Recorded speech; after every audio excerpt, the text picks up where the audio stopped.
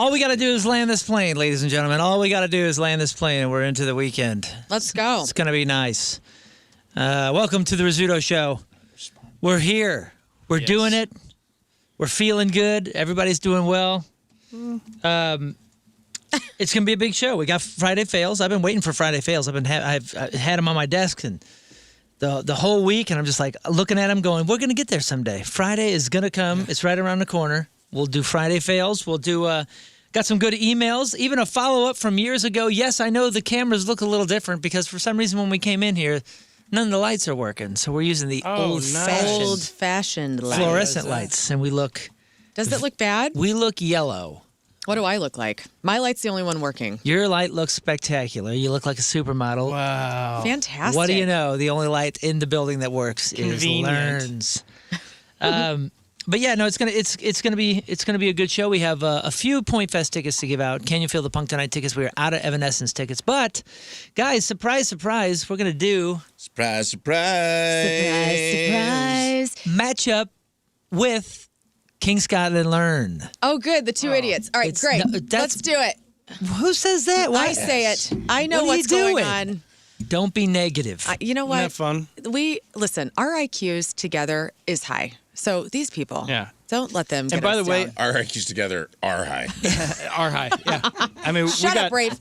almost 3 digits combined, okay? Well, I know. guys, Look, a FICO score of All right. 891. Yeah. Test question. Very the good. wheels on the bus go Round. A, round and round. B, Or- square and square. Listen, Or C, we're gonna all of kill the it. above. And by kill it, I mean ruin everything. Yeah. I can't Oh, wait. it's gonna my be goodness. It's going to be great. Yeah, I can't wait for these questions. We'll do matchup. I made the questions. Are you going to do the what two colors make green? Because that's always fun for us. Not this time. Oh. Not this time. I do have some questions. I think they're in your guys' zone. Maybe I even did a specific one for each of you. Oh, witches and Jesus. Nice. Let's go. And just so you don't That's get what we should call this, witches and Jesus. so you don't That's a get good too game. angry with me. I also have multiple choice on each, and it's fairly topical stuff. Oh, my I think you're going to be goodness. good. I think Like you're gonna be good. Supreme Court stuff, or like what are we topical in the sense none of that. Okay. No, just Well, you just really get- did multiple choice? I did two multiple choices. Oh, this is going to be great. I think you're going to enjoy it. I just love funny. that like it's never King and Rafe or Moon and We Learn. did it. We did one time. I know that one time, and then Rizz was like, "Never again." Well, it's never been you two, right? Oh, it's been us before. Rizz has partnered us before Yeah. for this. Oh, I didn't know that. I'm sorry. And I think it's like a deep, I know I'm a moron, but you're actually a You man guys of are not- enlighteness. Stop this. And so I feel like this We're is a brilliant. dog on you, pal. Enlightenment. You're not helping your case this morning. Listen. Hey, we're the smart ones. We are, yeah. You know what? We just have big feelings, and we feel things. We Big don't know dogs. things. Yeah. well, there won't be any feeling questions. In Damn this it! one. But well, yeah. How do you feel about I am gonna look Somehow at they get that wrong, too. Yeah. And for the tiebreaker, how do you feel right How do now? you feel about banana pudding? You know what? I don't I like it. it. No, you actually don't. Sorry. You got that. I just can't wait for your questions. Like, when was Michelangelo? We know when he was born, but when did he die? No, Right. it's nothing like, You're that. Huh? And nobody knows when he was All born. those- either. Also, difficult. Michelangelo, right? Thank you. There you go. You got me. We're already off onto a bad foot. Well, so we'll do a matchup with King versus Learn. We're also going to be joined by a special Good. guest, my buddy Travis Clark from the band We the Kings. Texted me last night and said, hey, I'm in town for Jenny's book signing. So his wife, Jenny Robinson Clark, who is an actor and a dancer and a whole 100 other things, and a mom of 4, a homeschooling mom of 4, wrote a children's book, very Jeff Burton-like, and is going to be... Nice. It's going to be in the studio. She had a book signing last night, I guess, in Clayton. I forget the bookstore, but went super well. She's doing a whole tour around the nation, and it's a very, very cool children's book. We'll have her in around 9 o'clock and talk to them now. I didn't realize until this morning that they're going to have the whole family with them, so it'll be fun. There's kids coming? We'll have to bring 6 chairs in. And Oh, my. They have 4 children? I believe are with them. Yeah. So Oh, my goodness. It'll be a good time. But the whole book is actually, it's a children's book. She lost her mom recently, and I'm eager to talk because, I lost my dad in December. And she lost her mom, and how it affected her children was like super important to her. So she wrote a children's book about grief, about like losing people and kind of how to handle it. So I thought that was super interesting. She's got a great story. Her whole acting thing, I believe she was Jennifer Aniston's stand-in, actually, Wow. for a number of things. So lots of questions for her. It's going to be great. One of the other texts I got last night, though, was I got a picture of that German Shepherd that you live next to, Rafe. Yeah, we've got ourselves an incident at the new house. An incident? Yeah, man.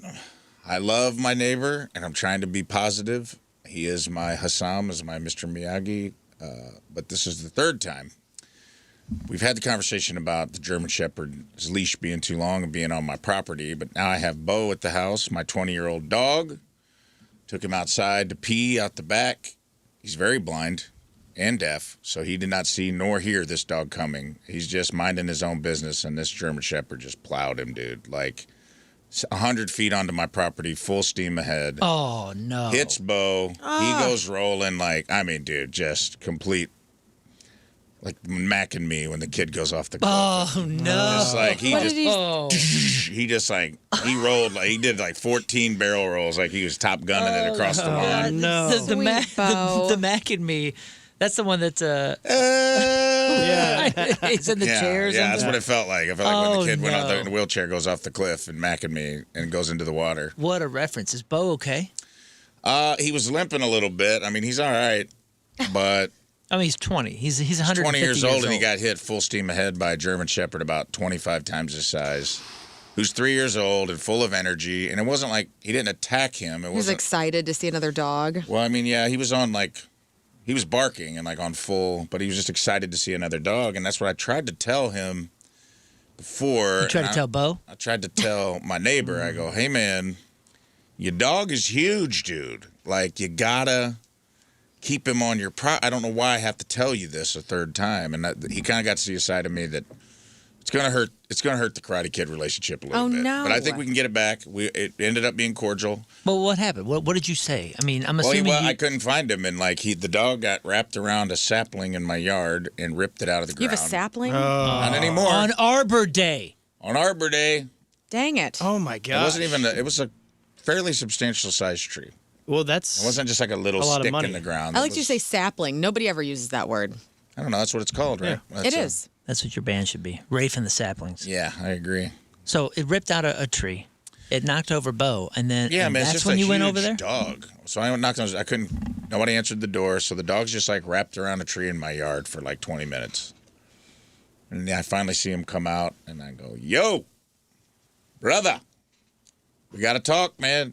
Third time I'm having this conversation with you. I don't want there to be a fourth, so I'm gonna be a little more direct this time." And I go, "Keep your dog out of my yard." I go, he ran over my 20-year-old dog, man. I go, "Your dog is too big. He's not trained. You do not have him under control. He's a good boy, and I like dogs, but this has to stop, man. I don't want to have this conversation again." And I'm like, I just had somebody come bury my gutters last week while I was in I can bury you. Is that what you said? Yeah. That's right. So I know people know how to bury. I know people.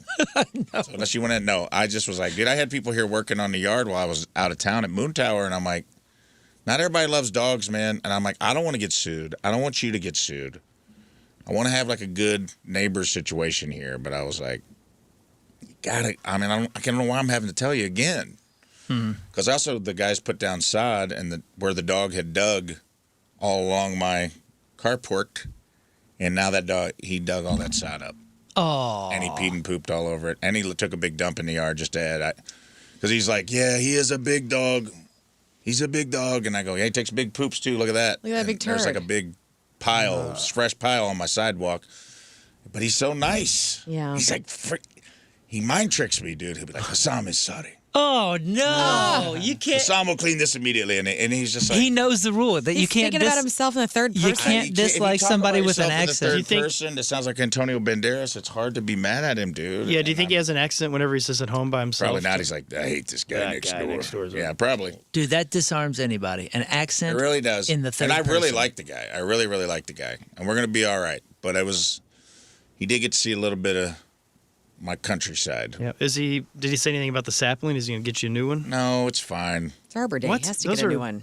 I'm not cheap. trying to. I know, but it's like pick your battles a little bit. And I'm just like, hey, man. Well, and his thing was, he goes, you have to understand, no one lived in this house. for a very long time. I'm used to letting him run. And I go, yeah, still not your property. We met 6 months ago. Met 6 months ago. Moved in. And my car's in the driveway. Just in case you're wondering, someone lives here now. And I've had a conversation with you about the dog. So I don't think it slipped your mind, dude, that someone lived over here. I just think you're tying your dog off. And I get it. He's like, he needs room to run. And I go, agreed. I didn't buy a giant dog. You did. You know what I mean? It's like, yeah, he does. Take him for a walk. I don't know. You have a pretty big yard. It's not like he has a small yard. And I was just like, man, I don't know.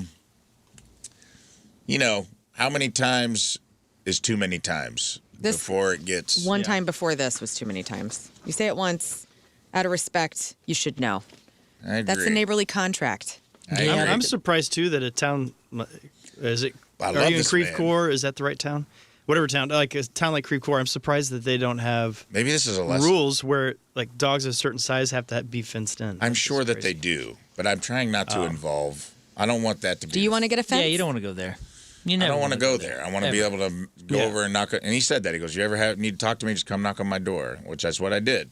And I said, "Hey, man, I'm not trying to call. Come on, knock on my door. Hassan is waiting for you. My dog will knock you down. Three's company too." Yeah, the accent. If he wouldn't have ran DeBo over, I'd have probably been a little more calm. But I'm like, hey, man, he plowed him, dude. Yeah, it's a bummer. And he was nice. He goes, "Is your dog? Is he well?"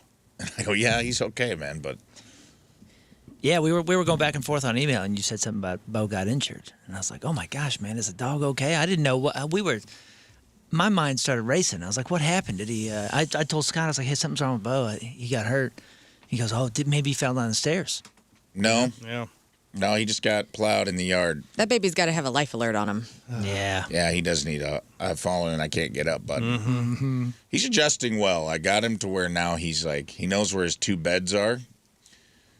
And he just kind of like, he can make the loop from bed to bed. A to B.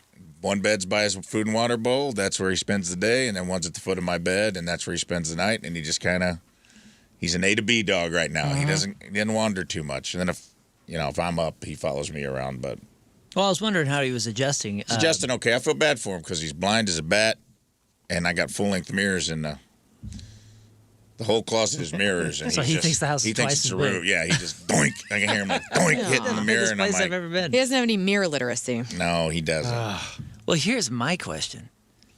At what point? What if he's training me though? This has crossed my mind. He's like, this is a lesson in patience. Oh, he's just... Anger is the wind that blows out the candle of the mind. Are you talking about Hassan or Bo? Yeah, Hassan. Oh, I thought you... He's letting his dog come in my yard because this is my first lesson. I'm like, and I blew it. I lost my cool. Because he was like, Hassan wanted to teach you today that anger is the wind that blows out the candle of the mind. You're welcome. And then I'm thanking him on the way. You're right. You're right, thanks. I love this character. You're right. I'm sorry. And he's like, Gosh. tomorrow's lesson, humility.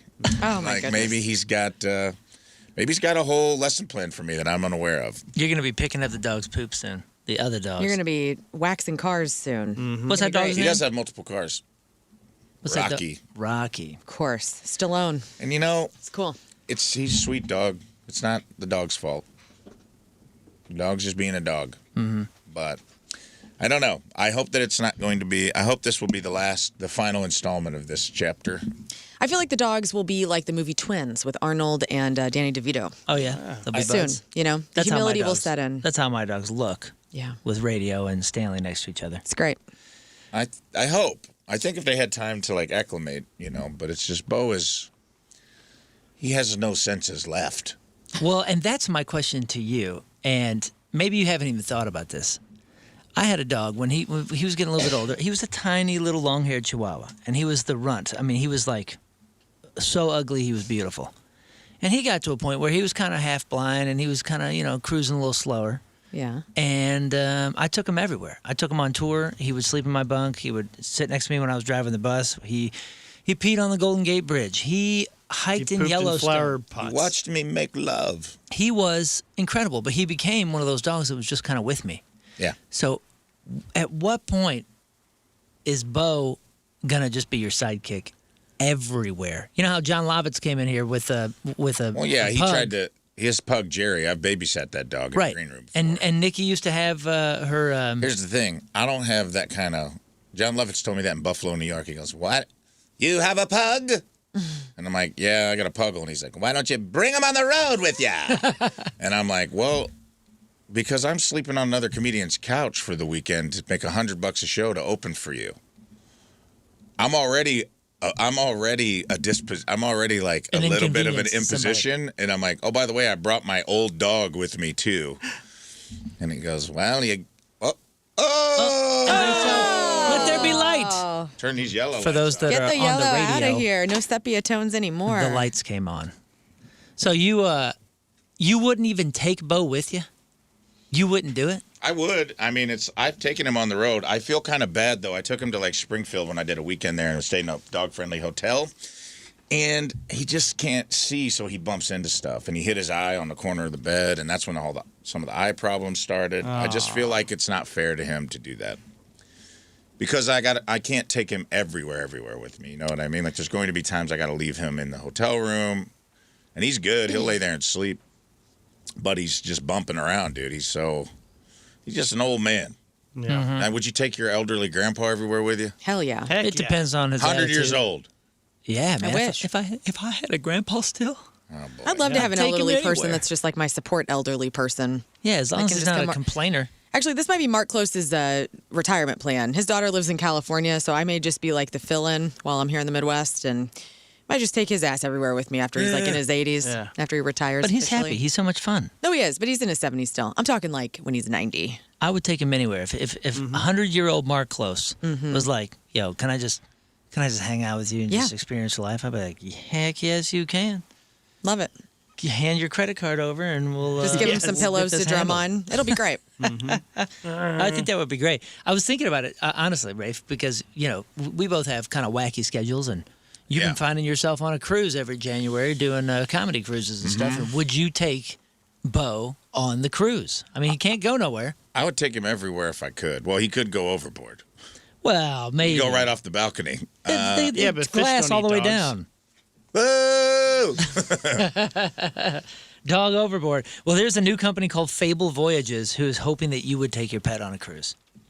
They're doing long-term residential cruises where passengers can bring their dogs and cats on the ride.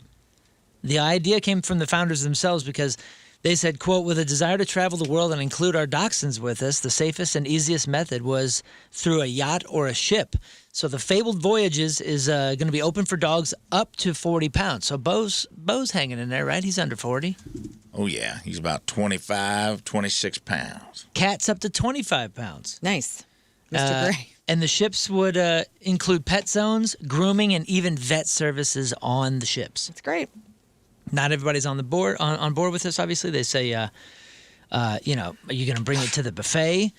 We're going to have dog hair in our food now. If I bring my cat, why can't I bring a horse or a cow, a sheep, a goat, turtle, goldfish, parrot, iguana, or any of that kind of stuff? Overall, the internet is actually pretty divided, but some people are loving the idea. I'm telling you, man, there was nothing cooler than traveling with my little chihuahua. I love it. That would be awesome. I will get a little dog one day. I will have a little pug. And they will go everywhere with me, and I can't wait. Mm-hmm. Man, like we've tried to put our cats in the car and take them on little road trips. Willow's kind of down, but Clover absolutely not. Hates being contained. Yeah. And then Mr. Gray's never been in a container, so he doesn't know that life. Yeah, I want to take mine everywhere, and also I want to, because I've really grown attached to my goldfish. I can't wait to take him on a cruise. That's sweet. In his younger days, Bo went everywhere with me. He did? Oh yeah, he's a good travel dog. He's good in the car. He doesn't get too hyped up. He's hyped for like the first 2 minutes and then he lays down. He's a real good travel companion. He's a good dog, man. He's been a good boy for 2 decades. It just gets to a point where I'm like, oh, it's like disorienting for him. Mm-hmm. And I'm like, oh, this is more for me than for you at this point. Like taking him places, I feel like he's a little disoriented in the car now because he feels the movement, but has no depth perception. So it's like kind of hard for him, Like I got to have one hand. I put him in the passenger seat and keep a hand on him so he feels me. And then, if I put him in the back, he's like, if I even tap the brakes, he's like, whoa. What are you doing? And he's just like, whoa. I love how that's your voice for him. Yeah. Whoa.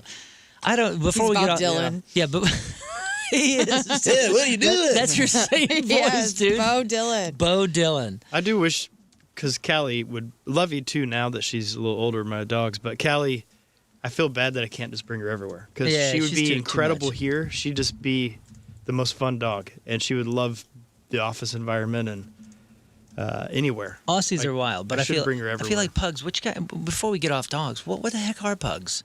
Pugs are bractal, smush-faced dogs that are damn mean, what Well, yeah, no, Dinosaurs? no. I'm saying like, how did we get them? You know, like they're from bred- China. They're rat dogs, dude. From okay, China. rat dogs. That's what I'm saying. Explain the pug to me because They were I'm made to go into holes and kill rats. so like, in China, like a rat specifically. terrier. China. Specifically, like these specific rats that live down in these holes in China.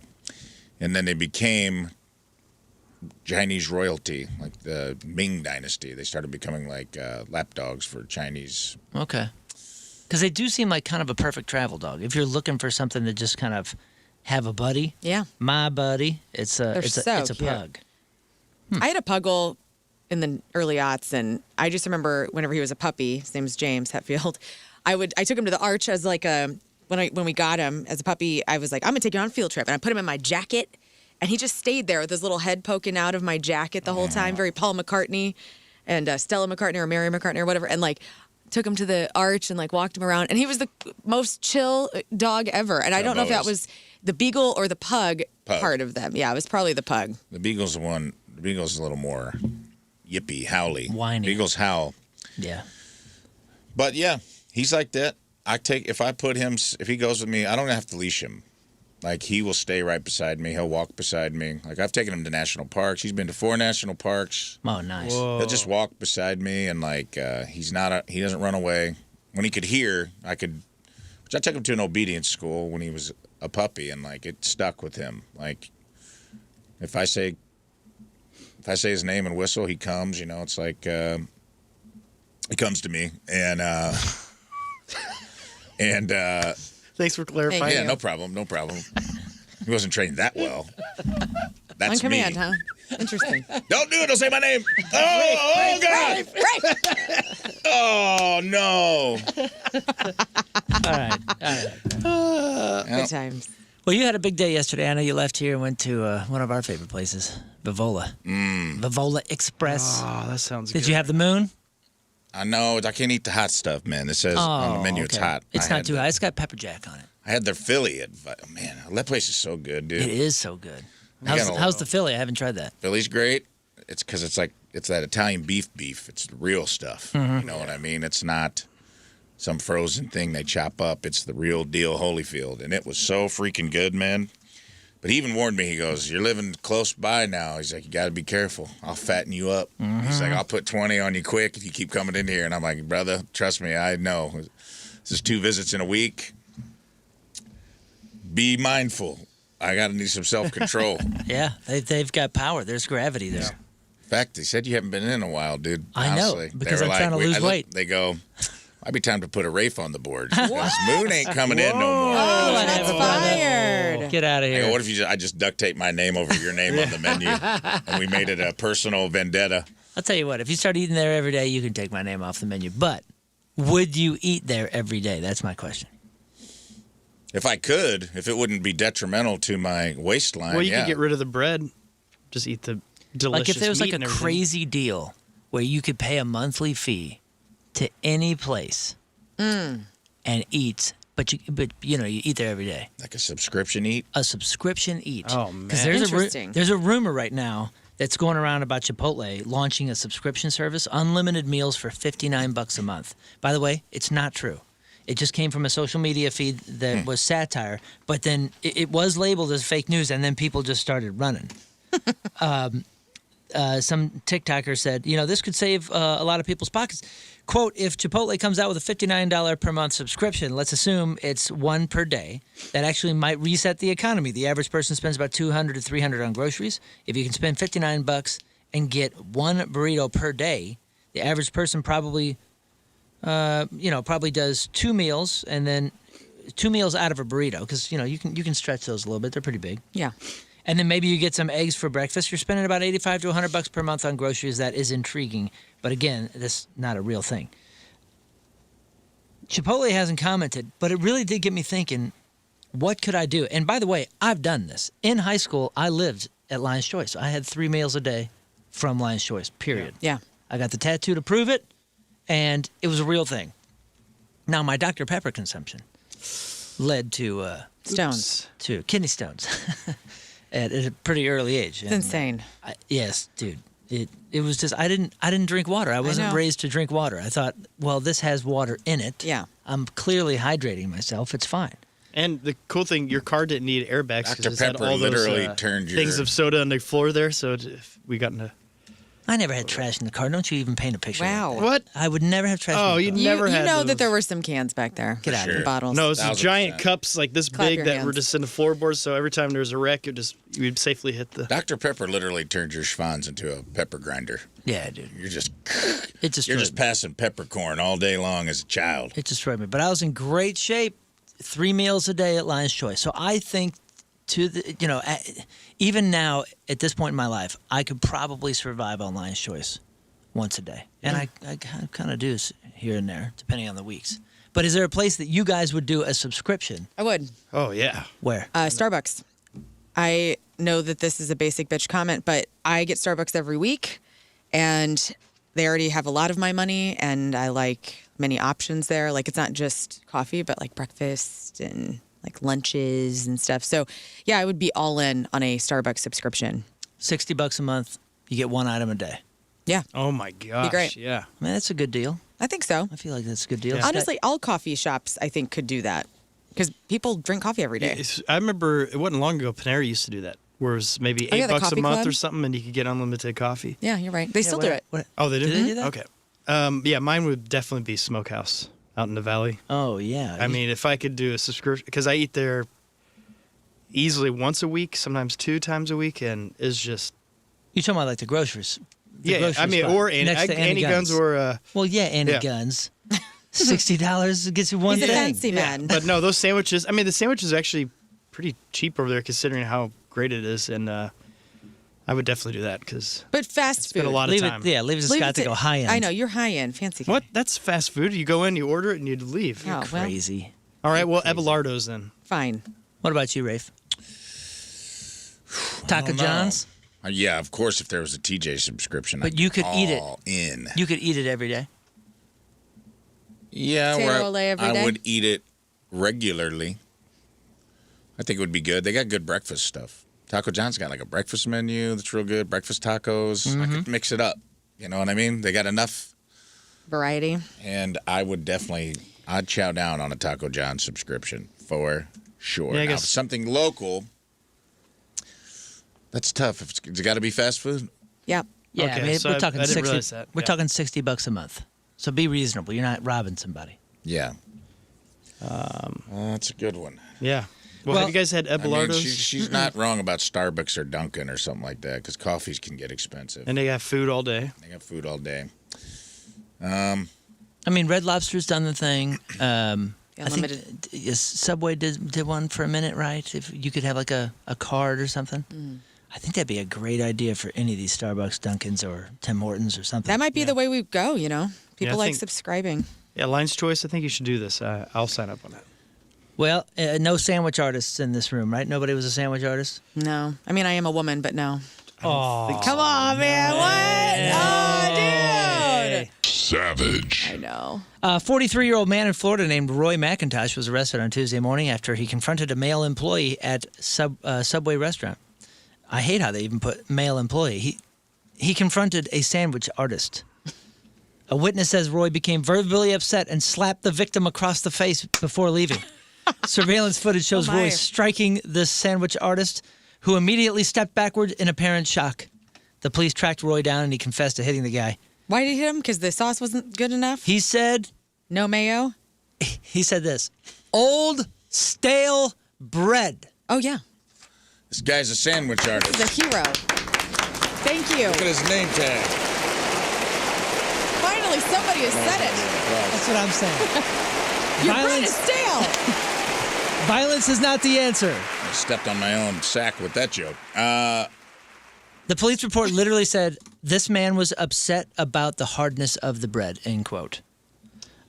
Roy said that when he went back to complain, the guy just began to laugh. And that's what triggered got him. that is what got Roy arrested True for art. battery. Yeah, because there's nothing I hate worse than my yoga mat being really stiff and not kind of giving a little bit of give, you know? Boy. Hey, what do you guys do? Speaking This of guy's yoga an mat, artist. His name tag says Jean-Lené Manager. No, that's Jean-Lené- Gene Line Manager. Oh, whoops. Speaking of yoga mat, I just had my wife ordered one, and I ordered one with my face on it for her birthday, and it comes to the front porch, which leads to the question: what do you guys do with your Amazon packages? Any packages that are on your front porch, when you bring them in the house, where do you put them? On top of there's like an area of my kitchen counter that I put them on. Okay. What about you, Scott? My purple chair, Old Smoky, on top of Old Smoky. Cute. Rafe? I don't have a designated area yet in the new house. I've been getting packages. I tend to open them outside on the porch because I read some article about cockroaches. That's right. Cardboard. Dang it. I read the same article. Oh, you did? Oh, yeah. So Okay. at the old house, I would open them on the porch and take everything out and kind of leave. Or I would open them right inside the door and throw the cardboard out on the porch. Now And there's take it little out. bugs. Smart man. All right, I'll do that. Experts. There's bugs in there. Experts warning people to stop putting any delivery packages near kitchen tables. Whoops. It has nothing to do with clutter. It's worse. It's bugs. No. Cardboard is basically a hotel for insects. It traps moisture and hides, has little tiny hiding spots. Picks up a lot of hitchhikers during shipping. We're talking about ants, beetles, moths, cockroaches, and a lot of things that you necessarily can't see. Here's the gross part.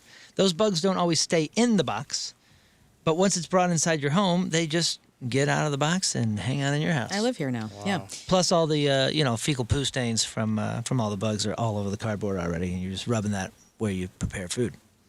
What should you do? Open packages somewhere that you clean regularly. Break down the boxes quickly and keep them very far away from where you eat. Man. Okay.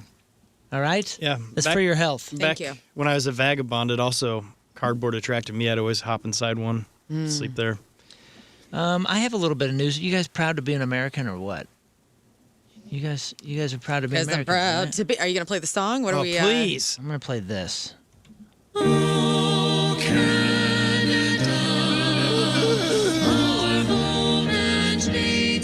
I woke up this morning to an article that says you are Jamie Rivers, how'd you get in here? He just arrives like Beetlejuice when this is played. I woke up to an Just article that walk says up that there is a chance that you may be secretly Canadian today. Do you love maple syrup, hockey, do. winter, ketchup chips, and always say sorry, eh? Sorry. I say sorry. Sorry. There's been a new rule change in Canada where millions more Americans might actually qualify for dual Canadian citizenship. Really? Right Do the now. Canadians know this? I don't I'm know. in. So previously, Canadian citizenship by descent could only be passed down with one generation, so like from parent to child.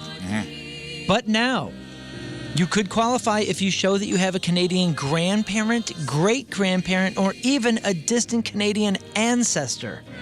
So you may already have Tim Hortons in your blood. If this is you, This is my ticket.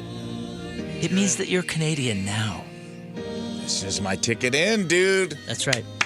You may have to provide documentation to get it certified, but the proof of citizenship Oh, real ID, I'm out. I'm out again. No, it's a real fee, a real live fee. It's $75 fee for the proof of citizenship application fee. But it could be way more expensive if you don't already have the documentation. The need to hire genealogists and lawyers to track down old records, I think that's You can't just take a DNA test. I think that's out. Find though. out you're 100% that bitch.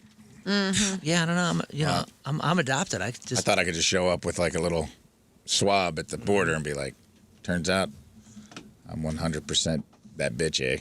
And they just let me in. That's a big deal, man. That's a Yeah. big deal that the government has changed course on that. I Speaking tried to of, claim I was Canadian. When I but talked to Mark LaForce, the lawyer who's helping me get into Canada, he goes, do you have any lineage? He goes, the easiest way to do this is get you dual citizenship, because if you're a citizen, none of this matters.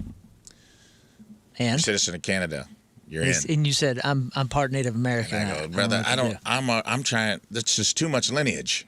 We're already on a lineage story, and now you're wanting more lineage from me. More lineage. Who has a? What's the deal with all the lineage? It's just too much. Speaking of too much, a lot of people are complaining about concert tickets and the costs. Yes. Well, Live Nation's $30 ticket promotion is back. Outstanding. It's called the Summer of Live. Over 4,000 concerts are going to be available to choose from. Artists include Guns N' Roses, Iron Maiden, MGK, Scott. Oh, yes. Motley Crue, Rafe. Rob Zombie and Marilyn Manson, Learn. Yes. Santana, Rizz. The Doobie Brothers, Pitbull, Kid Cudi. Tickets go on sale Wednesday and end May 5th. And if you have T-Mobile, you can sign up to have early access the day before. There is a full list of participating artists at livenation.com, and that's going to hit Wednesday. So those are just some of the $30 ticket promotion concerts. But that's cool, man. Are we still planning on kidnapping Rizz and forcing him to go to Santana for Smooth, or? Oh. I know that was the plan. Yeah, we can at least bag find him. out where it is in the set. Yeah. Yeah. And get him there for that. Okay. I think it'll be a good time. Yeah, Hey, kidnapping Rizz, always a good plan. By the way, my husband had an idea last night. He goes, you know what you guys should do before Rizz gets back is, you know how everybody calls in when they want to play games and they say happy birthday, Rizz, and that's been like the thing. What if we kind of get a prank involved with our listenership? Okay. Okay? And I'm breaking this on everybody right now. Where next week, after Rizz is back and everybody's calling in for games, instead of saying happy birthday, Rizz, we have them say something else. Like, hey, man, I got a sixer of Coors in my fridge tonight. And he won't know what the hell's going on. But Happy everybody's New Year, repeating. Rizz. Like, doing something that is different than the happy birthday. New catchphrase? New catchphrase that he has no idea where it originated. He has no idea what's going on, and it's a prank that we all can be in because he's not listening to this podcast right now. Yeah, what if it's something short like Happy New Year, guys? Yeah. Happy New Year, guys. And we're like, Happy New Year. Yeah, something like that. Happy No, we need Kwanzaa, everybody Rizz. in, and we don't need people emailing to ruin it. Like, No. We need everybody all in. I like this. Okay. I like Okay. this. Yeah, I think Happy New Merry Year. Christmas, Rizz. Yes, something like Yeah. that. Yeah. Because he'll let that slip a few times and not realize that something's going on. Right. Yeah, I think it's a bit. Let's do it. Someone came All up right, with. that is great. I like Merry Christmas, Rizz. Yeah, Merry Christmas, Rizz. Merry Christmas, Rizz. Hey, Merry Christmas, Rizz.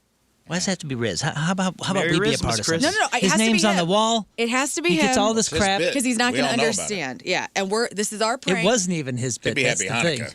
We could do Happy Hanukkah, Rizz. I like Merry Christmas. I'm Yeah. willing to workshop this. I'll let you guys vote. I love this idea, though. Wonderful idea. Good job, Tim. Yeah, Yeah, I like Tim, that, thank Tim. you. Tim was I listening, like and he's like, "What?" a long-term prank that he's got to figure out what the hell's going on. And yeah, we don't know. You know, Is it Merry Christmas? I think it's Merry Christmas. Keep it Merry, simple. Melissa, Merry Christmas, Rizz. It'll also be funny. Oh, my God. Merry Melissa, get Christmas, your Rizz. crap together. Yeah, dude. Yeah, it's got to. You have to end it that way. Everyone has to end it. Merry Christmas. Merry Christmas, Rizz.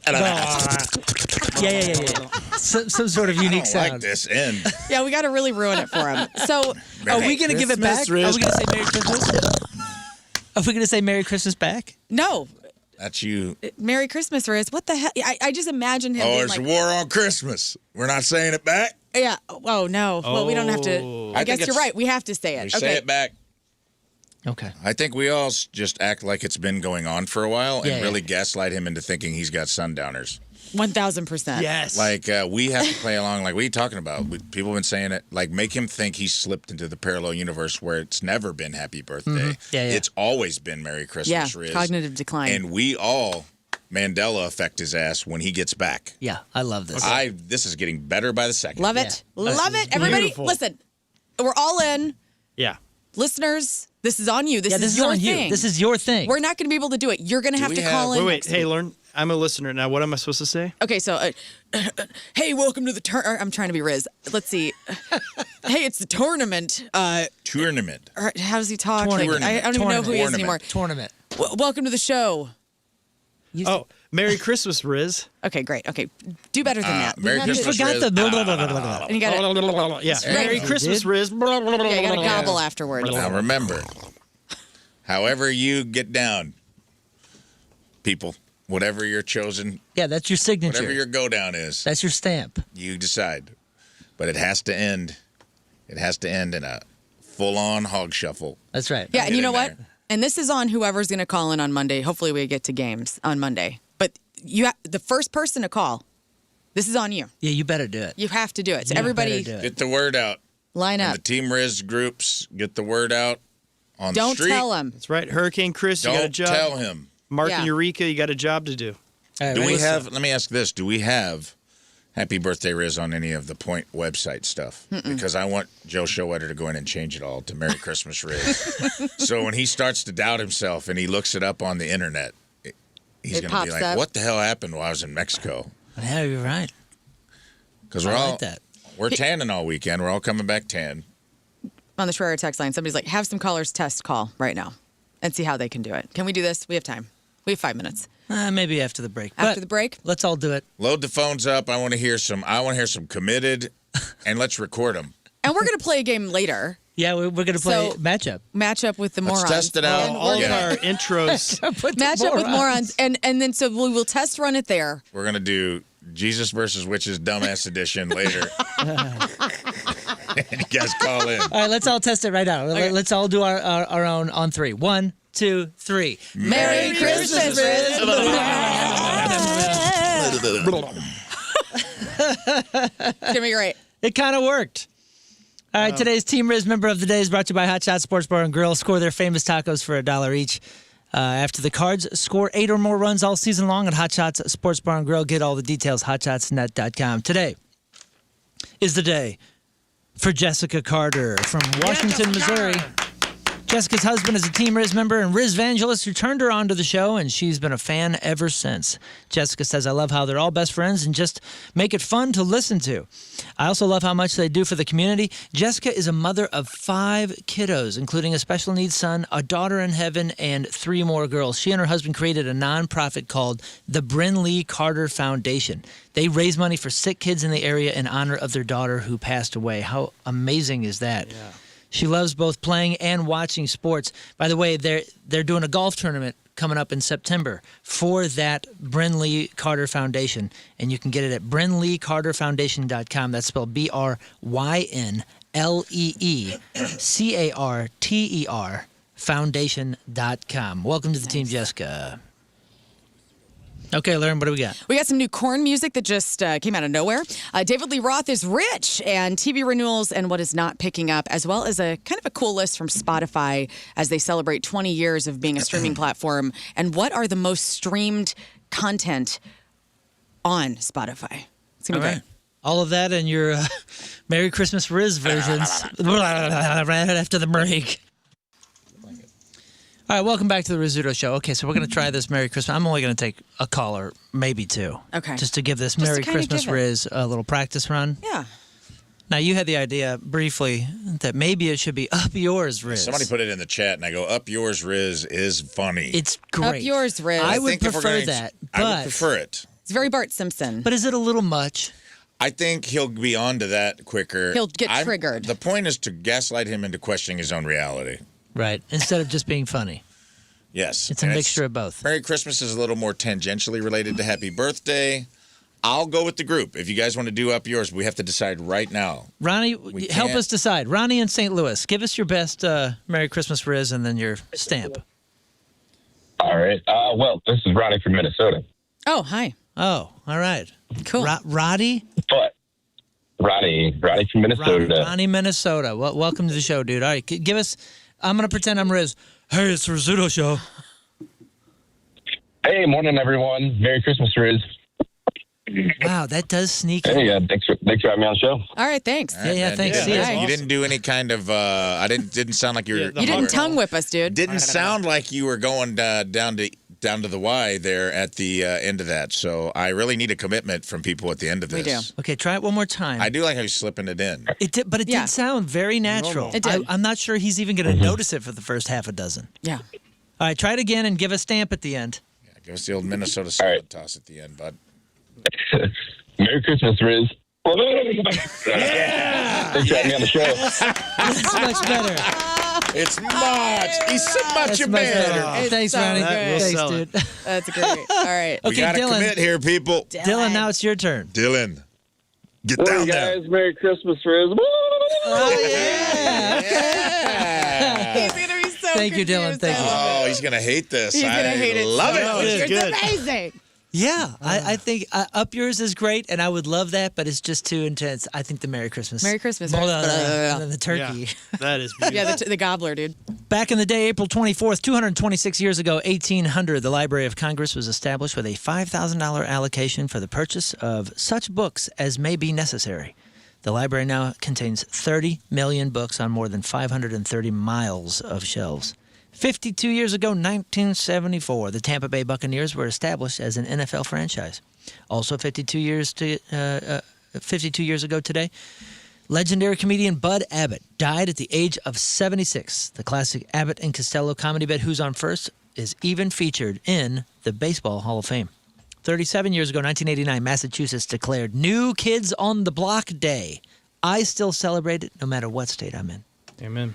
34 years ago, 1992, David Bowie, or Bowie, married Somali supermodel Iman.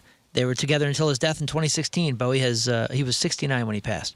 22 years ago, in 2004, Eli Manning was selected by the San Diego Chargers as the #1 NFL draft pick. They traded him less than an hour later to the Giants. We will have all your draft pick news in sports coming up later.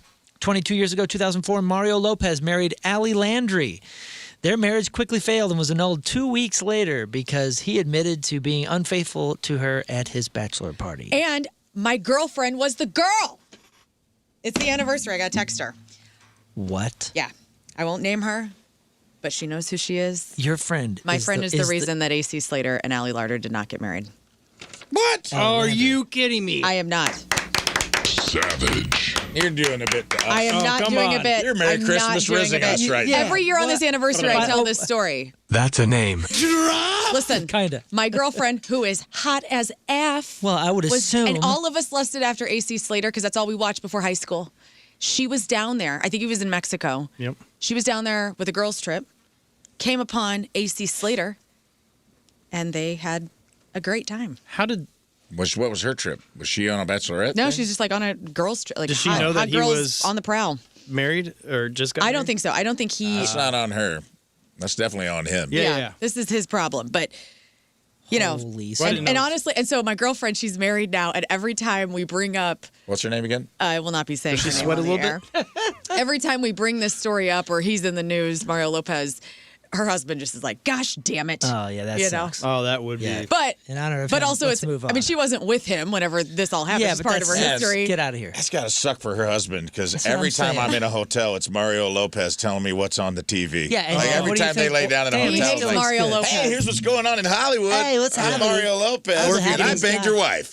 At the gas pump?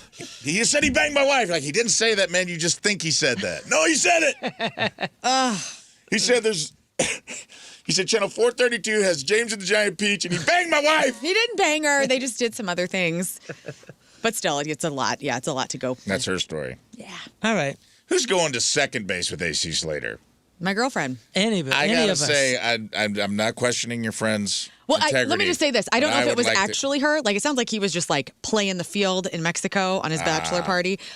But she definitely had a turn at like a turn. at having Whoa. some fun with AC AC Slater. Slater had an orgy with my wife. This guy's world is getting worse and worse. He can't even turn the TV on in a hotel room, dude. It's all It's Mario all Lopez. right. He hates it. Ruined Saved by the Bell He for won't him. even stay in a hotel anymore. He sleeps He's- in the car. Yeah, I Definitely a can't Zach imagine. Morris fan after this. Yeah. Oh, boy. He moved to the Jersey so other people pump his gas. Well, good luck, my What if friend. he finds Anyway, out? I get excited when this anniversary comes because Yeah, I have yeah. like a you know, I'm a periphery in it. I think it's a ridiculous Wait till story. he finds out his mom slept with Mark Paul Gosselaar Oh on spring no. break. When I wake up in the morning, my alarm is out of warning. I don't think I can make it on time. I hate By this. the time I grab my books and give myself a look, I'm in the corner just the time she's by my I know. It's terrible. Slater banged my wife. Slater bang my wife. And honestly, I think I kissed Screech. Oh. You never kissed Screech, Derek. Calm down. Oh, my gosh. Where do we go from here? I don't know. Let's go to Pope Benedict XVI. 21 years ago in 2005, Joseph Aloysius Ratzinger was inaugurated as Pope Benedict XVI. He retired 8 years Cheers? later and died in December of 2022. That was after he was on Cheers. Yeah. 19 years ago, 2007, the divorce between Whitney Houston and Bobby Brown was finalized. Crack his whack. 18 years ago, 2008, Wesley Snipes, convicted of tax evasion and sentenced to 3 years in prison. He began serving his time in December of 2010, got out in April of 2013, and got off of house arrest in July of 2013. Expendables 3 came out that following year with some playful references to his jail time as Wesley finally joined the team. And 10 years ago, in 2016, Me and Mrs. Jones singer Billy Paul, two first names, died at the age of 81. That's what happened back in the day, April 24th. Okay, Learn. Okay. Tell us all about it. I'm going to tell you all about it. Korn has surprised all of us with a new track, their first in 4 years, called Reward the Scars. And it's part of the soundtrack for the upcoming Diablo 4 Lord of Hatred expansion pack that's going to be released for various gaming platforms on Tuesday. And it just so happened to drop the day after the Fieldy stuff went national news. It's true. It's true. So I don't know if that was all by design or if it just happened to be. But here's a little audio of, again, Reward the Scars. This is new Korn, first new track we've had in about 4 years. Okay, let's see. New Korn. I'm looking for the file that says New Korn.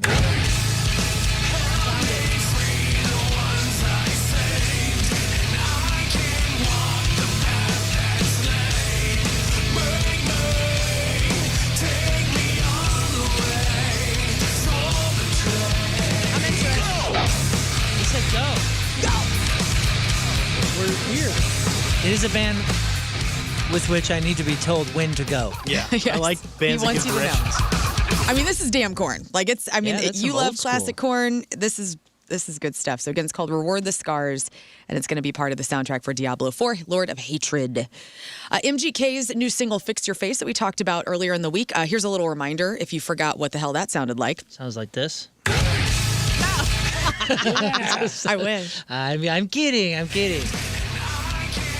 Hang on, everything's frozen. Oh, guys, my computer's frozen. Oh, on no, Korn. we have Korn all day. Well, anyway, MGK's new single, Fix Your Face, featuring Fred Durst, has sparked some speculation about possible disses aimed at Youngblood. Got nothing to do except piss y'all off, 'cause I got nothing to lose, so.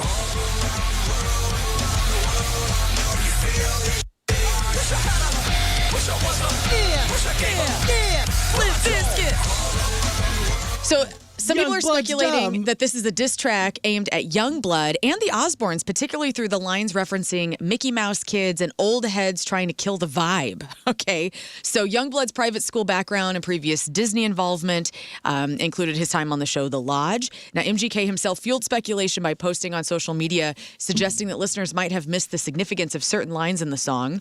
And he said, and the old heads trying to kill the vibe is also seen as a target towards the Osbournes, with fans connecting it to the podcast title in which Kelly and Sharon expressed their disapproval for MGK. I think he is the one.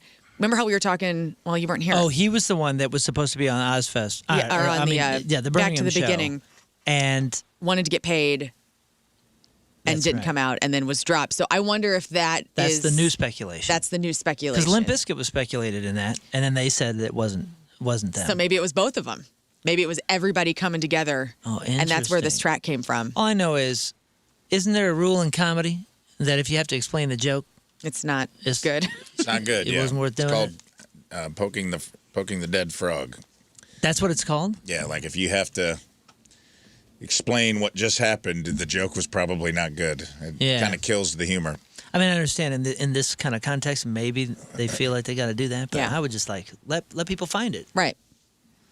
Unless you're trying to start a war and you're just igniting it yourself. You know, we haven't had like a good diss experience in the rock world. do we want that? Well, I mean, look how it went for Kendrick Lamar and Drake. Yeah, it's we talked great about that for years. It's great for business, but I don't know. Do we want it as consumers? Do I want my favorite band feuding with somebody else? No, but I also think Youngblood is such a sweetie, or at least he presents that way, that I don't know if he would even go back with this. You know what I'm saying? I don't see him saying anything or making a track at MGK and Limp Bizkit in retaliation to all Yeah, this. I don't think it would be wise on his part. Yeah, I think he's got kind of a good thing going on his own. So we'll see. So I feel like this is an MGK. Every time he needs a career bump. He gets mad. Like Find Eminem somebody feud? that's doing well and tries. It's never him. Like I don't know. Well, I don't. if it's Everyone good loves business, the guy. it makes sense. He seems like he sucks. I don't know. Maybe he doesn't. Maybe he's a great, wonderful man. But everything I've seen from him, like this guy seems like he sucks to he me. just likes drama. But it's wild he keeps getting.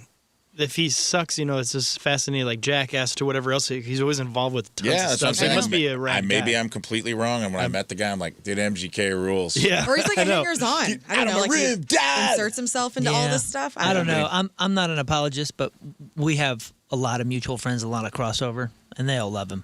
And All they all right. say, Good. they all say the dude is one of the hardest working dudes, is just there to have a good time That's and great. work hard and put stuff out. There you go. Oh, that's awesome. Guys, I'm a big Ramones fan. I love that band, that punk band from the 70s.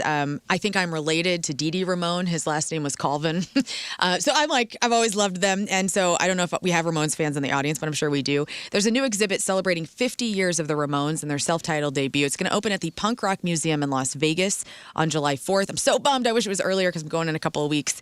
But that album was released yesterday in 1976. They're so. doing that at the Punk Rock Museum? Yeah. So that's Fat Mike's thing, and that's interesting because a couple people just over this last weekend were saying that the Punk Rock Museum is awesome. It's in Vegas. I'm gonna go to it. But it was kind of modeled after a Ramones museum in England. No That's way. cool. It's been there forever. And then they kind of modeled it after, they took that blueprint and brought it to the I States. love that. I'm Yeah, excited. So that's cool that they're doing a Ramones thing. Yeah. Really cool. David Lee Roth says he sold his publishing last year. He feels rich, bitch. He says, Rich, for the first time in my life, I can rub two coins together and create a little interest. The specific amount of how much the sale was not disclosed. Yeah! But if you think about it, Bruce Springsteen got $500 million. Tell in us his how much catalog. money it is. It's good. That's not a number, Dave. Sounds good. That's closer That's to a number. David Lee Roth, Roman numerals. Bob Dylan got $300 million for his catalog, and Van Halen's catalog was Eddie and David Lee Roth writing all that music. So that's essentially the Van Halen catalog. So I'm excited to find that number out one day, how much it actually was. How much do you think it was, Moon? I don't have a clue. No? I don't know. Yeah, because I don't know how much he. I wonder I don't why know they how went much with he- undisclosed. Most people They start out that way, all of them do. Oh, okay. And then they come out eventually. That's Ooh, I don't interesting. know. Yeah, that could be. That could be. It's a lot of Do you think it's jams. crossed the 100? No. Okay. You don't think it's more than $100 million? For all Were of you Van thinking like Halen's catalog? 75? For just Dave? For his part of it? This was his part of it. But like I said, Eddie Van Halen and him wrote all those lyrics. They did. They did. Okay. So Eddie wrote music and lyrics, and then Dave was a part of the lyrics? Yep. So let's say, just going on the standard breakdown, he wrote half the lyrics. So that's 25% of the publishing. I don't know, man. I don't know. Maybe so. I mean, those songs are timeless. They're going to be used for everything, and he's Yes. selling it to somebody who knows what they're going to do Yeah. with it for the next 100 years. I don't know, man. Maybe 100 million. 100 million? I don't know. Wow. I don't know. It's hard. It's so hard. Well, congrats I'm not on a that. professional. I'm not either. I can't wait to know, though. And good for him. He's feeling rich. He's at Coachella both weekends. Dave's living. Hey, new albums out today in record stores and streaming. Atreyu's The End Is Not the End. Foo Fighters' Your Favorite Toy. Michael Jackson, songs from the motion picture Michael. Noah Kahan's The Great Divide. Metrics romanticize The Dive. Ringo Starr, Long Long Road. And Meghan Trainor, Toy With Me are all out, so go support the record stores. Fox has renewed Fear Factor House of Fear for a second season. Johnny Knoxville will return as the host. 10 episodes were the first season. Did really well. I didn't watch it. Did you guys see No, the I reboot want to of see this? it because it seems like a great time. It looks does. really fun. I don't ever like watch Fox. So, I'm like always on Netflix or whatever. But anyway, there's a second season coming if you Hey, loved somebody in the chat room is making a good point. When you say he sold his catalog, did David Lee Roth sell his publishing? it. His publishing last year. Okay. Is that different? Well, yeah, like selling the catalog, you can have the masters. I don't want to get boring here, but you can have like No, the explain, 'cause I don't master understand. master recordings, which usually the label owns. So that's what they pay you in advance for, and all that kind of stuff. But then there's your publishing, your writer credit. So I'm wondering if he sold all of his publishing to everything, because this person was saying maybe he just sold the David Lee Roth music, No. the solo stuff. It's he mentions Eddie. He says Eddie and I wrote all the songs. So he is insinuating that it was Van Halen and possibly just Okay. his solo stuff too. Yeah, that could be pretty significant money. Yeah. I mean, Yeah. All right, thanks. Okay. The planned Clueless sequel series, guys, that Scott, I know you're excited about, Yes. featuring Alicia Silverstone reprising her role as Cher Horowitz, has been scrapped by Peacock. So if you're waiting for this, it My sucks. billiard buddies. No. Now, despite Peacock's cancellation, CBS Studios and Paramount are still reportedly interested in the project and are expected to seek new buyers. So maybe somebody will pick it up. There weren't really any details, but it was going to be her character, obviously older, probably a mom, possibly rich, playing Cher as she ages. And I thought that would be Yeah, that'd really be. cool. It's a no-brainer. That And seems having like a cameos with Stacey Dash and stuff. That'd been really neat. Yeah. What was the other one? Didn't we have something like that? We had Clueless. It was a spinoff. It was not Alicia Silverstone, though. It was. No. We had another show where it was the gal becoming a mom. It was like Punky Brewster, maybe? Oh. Was there a show with Punky Brewster as the mom? I don't think so. There was Girl Meets World where they became parents. Oh, yeah, where Corey and Topanga Topanga. have kids. Man, That was a successful Yeah, show. Malcolm Middle's coming back. But was there a movie? in my mind, I had a There's Punky Full House, Brewster. Fuller House. Yeah, that one maybe too. that's it. There's been a few of those where like sitcom kids become. And the Clueless one got scrapped. Just by Peacock. It still could get picked up by CBS. Ooh. We'll see. Guys, Xbox.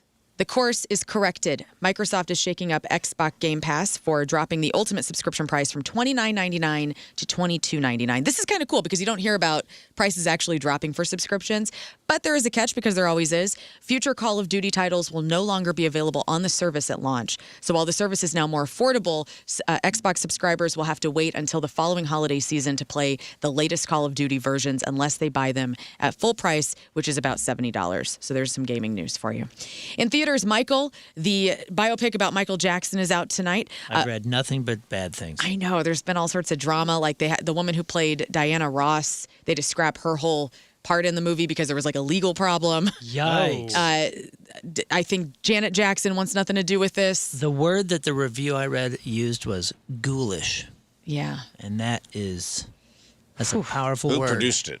Is this a family-produced thing? Let's see. It's like his estate? His estate is a part of it because his nephew Jafar Jackson is playing Michael, right? And they used the actual music, right? They did use the actual music. So they got to go ahead there.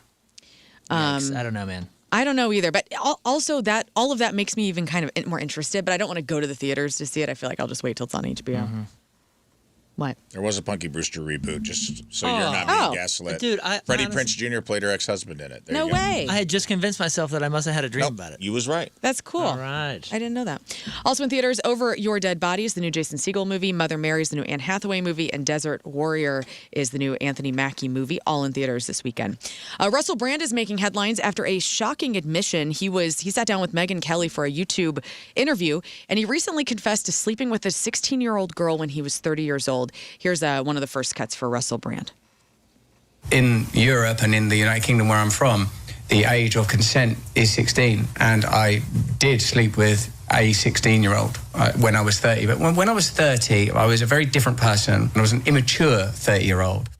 Now, he's 50 years old now. He recognized the massive power imbalance of his fame. And here he is talking about how what he did and you know, anybody that does this could be exploitative.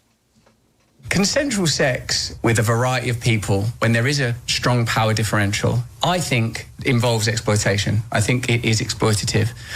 I recognize that my sexual conduct in the past was selfish. I did not apply enough consideration, barely any, I suppose, to how that sex was affecting other people. Now, this admission, I mean, and honestly, it was a very candid interview with him. And this is the first time that I feel like he's kind of owning up to kind of, well, bad behavior from his past. And he said, you know, this arrived at a critical moment. He is facing a criminal trial this October. 6 different women have accused him of rape and sexual assault.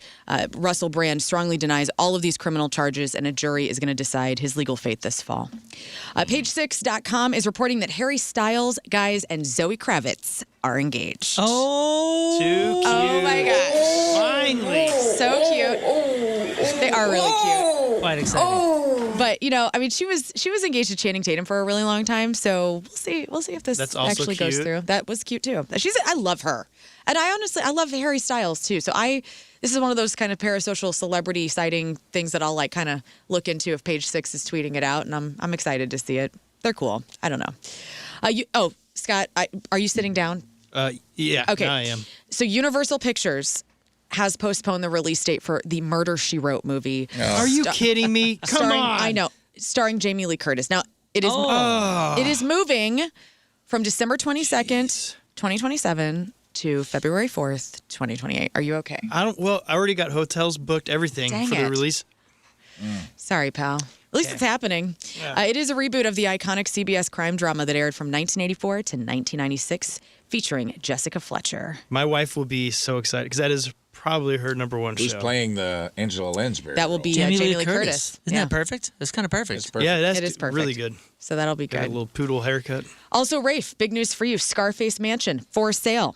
If you're a big fan of the gangster movie Scarface and you want to own a huge part of the memorabilia from the film, you're in luck. Make him guess. Make him guess I will. the price. Guess I'm not buying a truck after all. No, you're not. You better save your money. The Scarface Mansion is currently up for sale in Miami for a low price of how much?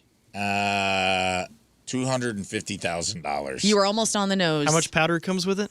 It's a 13,000 square foot mansion, which was the home to drug lord Frank Lopez in the movie. Still features the iconic glass elevator, fully functional, and the tub. I would say that How is much? going to fetch a pretty good price tag. I'll say It was also one of the hangouts of Richard Nixon. $22 million. Did you have that info? No. Richard Oh. Nixon did cocaine there? What? No, I don't know about that. Allegedly. I don't know about that. You were you said Way 22? off. $22 million. You're going to be saving $237 million. Holy hell. Holy hell indeed. Dude, check this out. So this was also a part of Richard Nixon's winter White House. So he would go there in White the winter. House. Yeah, emphasis quote, on that unquote. White House. So there's We'll paint the room with cocaine. there's presidential history, drug lord movie history, all in the same house. And did you mention it's got 2 acres of waterfront, I didn't go off, Queen. a piano-shaped pool, Yep. Oh, if I'd have known that, I'd have gone Yeah. higher. I mean, how many doors? 13,000 square feet. Who originally was this for? I don't know, man. But if you don't own if you don't own your own helicopter to fly They to didn't build it for Scarface. So who was the person who's like, because that does sound like cocaine ideas. Like, I need A glass elevator? I need a glass elevator. And I want the pool to be shaped like a piano. I want you to see Grand me piano. going up. Yeah. I need to be looking at you Like, the whole okay. time. I'm behind a wall. And I want 2 acres of waterfront. Why? You don't need it. I want 2. The ocean's right there. 1 acre's for me and 1 acre's for my flamingos. It's just like you're coming up with all these crazy cocaine ideas and someone actually did it. Hey, speaking of cocaine, Miami Vice 85 is on its way. Michael B. Jordan, Austin Butler are gonna star in the upcoming Damn. Miami Vice That's a good 85. This is gonna be amazing. This is the first time I've been interested in Miami Vice. Well, prepare yourself. It's inspired by the pilot episode, the first season of the original TV series. Scheduled for release August of 2027. Production is already starting, and it's offering a period interpretation of Miami Vice in contrast to the contemporary setting that they did back in 2006 with Jamie Foxx and Colin Farrell. so if this you is a remember. movie or It is a movie. Oh, okay. It'd be a So- fun TV series. So they're going to go back and do it Grand Theft Auto style like the 80s. Yeah. Yeah. I'm excited. Period piece of the 85. Let's go. I would love Great that. soundtrack, I bet. And finally, believe it or not, Spotify is officially 20 years old. To celebrate this milestone, they shared the most streamed artists, songs, and albums of all time. So here's some highlights for you. So the most streamed artists, who do you think is in the top 3? Taylor. Taylor's number 1, of course. Bad Bunny at number 2, and Drake is number 3 of the most streamed artists on Spotify. As far as the most streamed songs, kind of interesting. So you got The Neighborhood Sweater Weather at number 3. You're kidding. I'm not. Ed Sheeran's Shape of You. That makes sense because of all the weddings it's used in. And The Weeknd's Blinding Lights, which if you remember in 2020, that was everywhere. Everybody was roller skating to that song and dancing. Top 3 albums are Bad Bunny's Un Verano Sin Ti at number 1, The Weeknd's Starboy at number 2, and Ed Sheeran's Division Deluxe in 3rd place. So welcome to 20 years old, Spotify, and those are your top streamed items, and that is your crap on celebrities. Your crap on birthdays. Joe Keery, that's Steve Harrington from Stranger Things. He's 34. Dude, he's also, he is the band Joe, D-J-O, Oh, yeah. and they are awesome. Every record is cool. Like, if you like that kind of stuff, like, that dude makes great music. All right, I'm in. I will give him a look-see. Dennis Quaid's boy, Jack Quaid, is 34. We got Carly Pierce, is 36. Tyson Ritter, the lead singer of All American Rejects, that's right, 42. Kelly Clarkson, Rafe's favorite, is 44. We got Rebecca Mader. She's the tow truck, 49. We got Derek Luke over there is 52. Let's see here. Melinda Clark is 57, and that's Julie Nicole on the OC.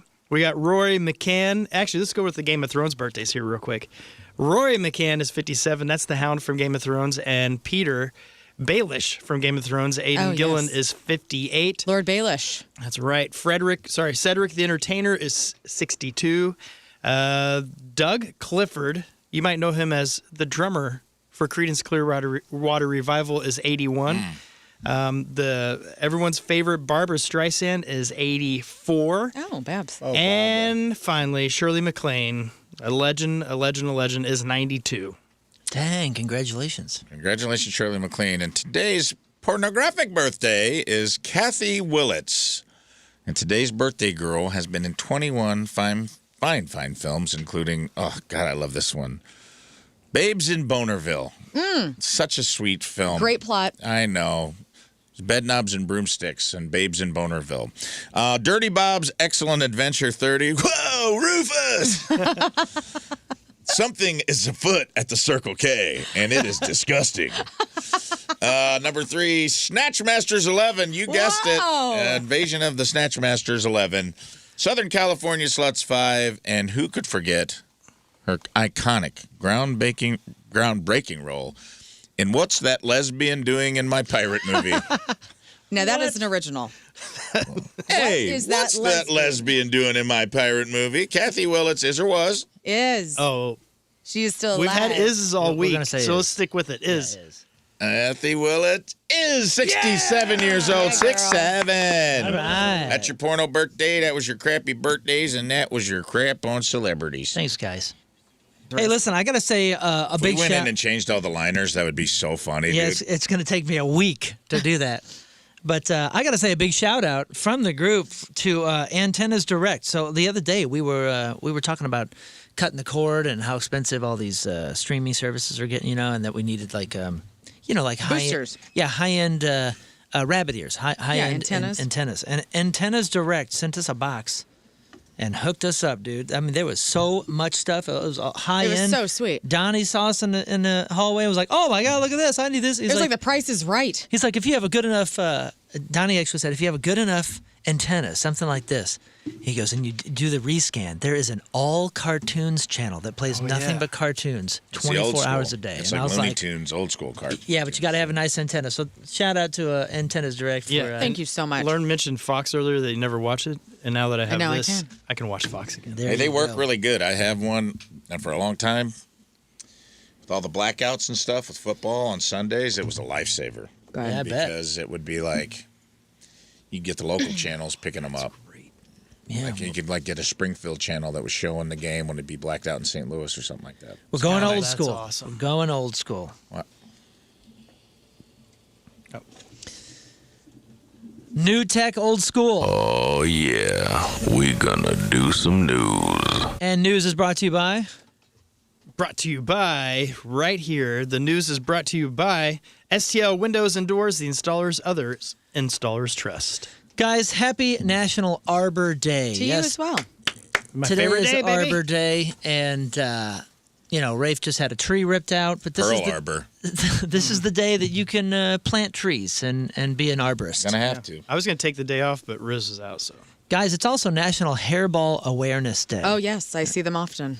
And I was going to give you some information on that, but I think you can figure it out. I know enough. Yes. Be aware of the cats hairballs. throw up all the time. I mean, not all the time, like where we have a problem, but hairballs everywhere. Let's start with some local news. This is actually pretty cool for St. Louis. A 141-year-old mansion in Lafayette Square is about to get a whole new life because it's being turned into a boutique hotel. Oh, that's cool. Yeah, this place has been around since the 1800s. Right near Lafayette Park, one of the oldest, most historic neighborhoods in all of St. Louis. And now it's going to be called the Truett St. Louis. Developers out of KC are actually behind it. They're planning to open it later this year. It's awesome because, Lafayette Square is already one of the coolest spots in town. Historic homes, restaurants, the park. You get that little coffee spot. It's got Gorgeous. a vibe.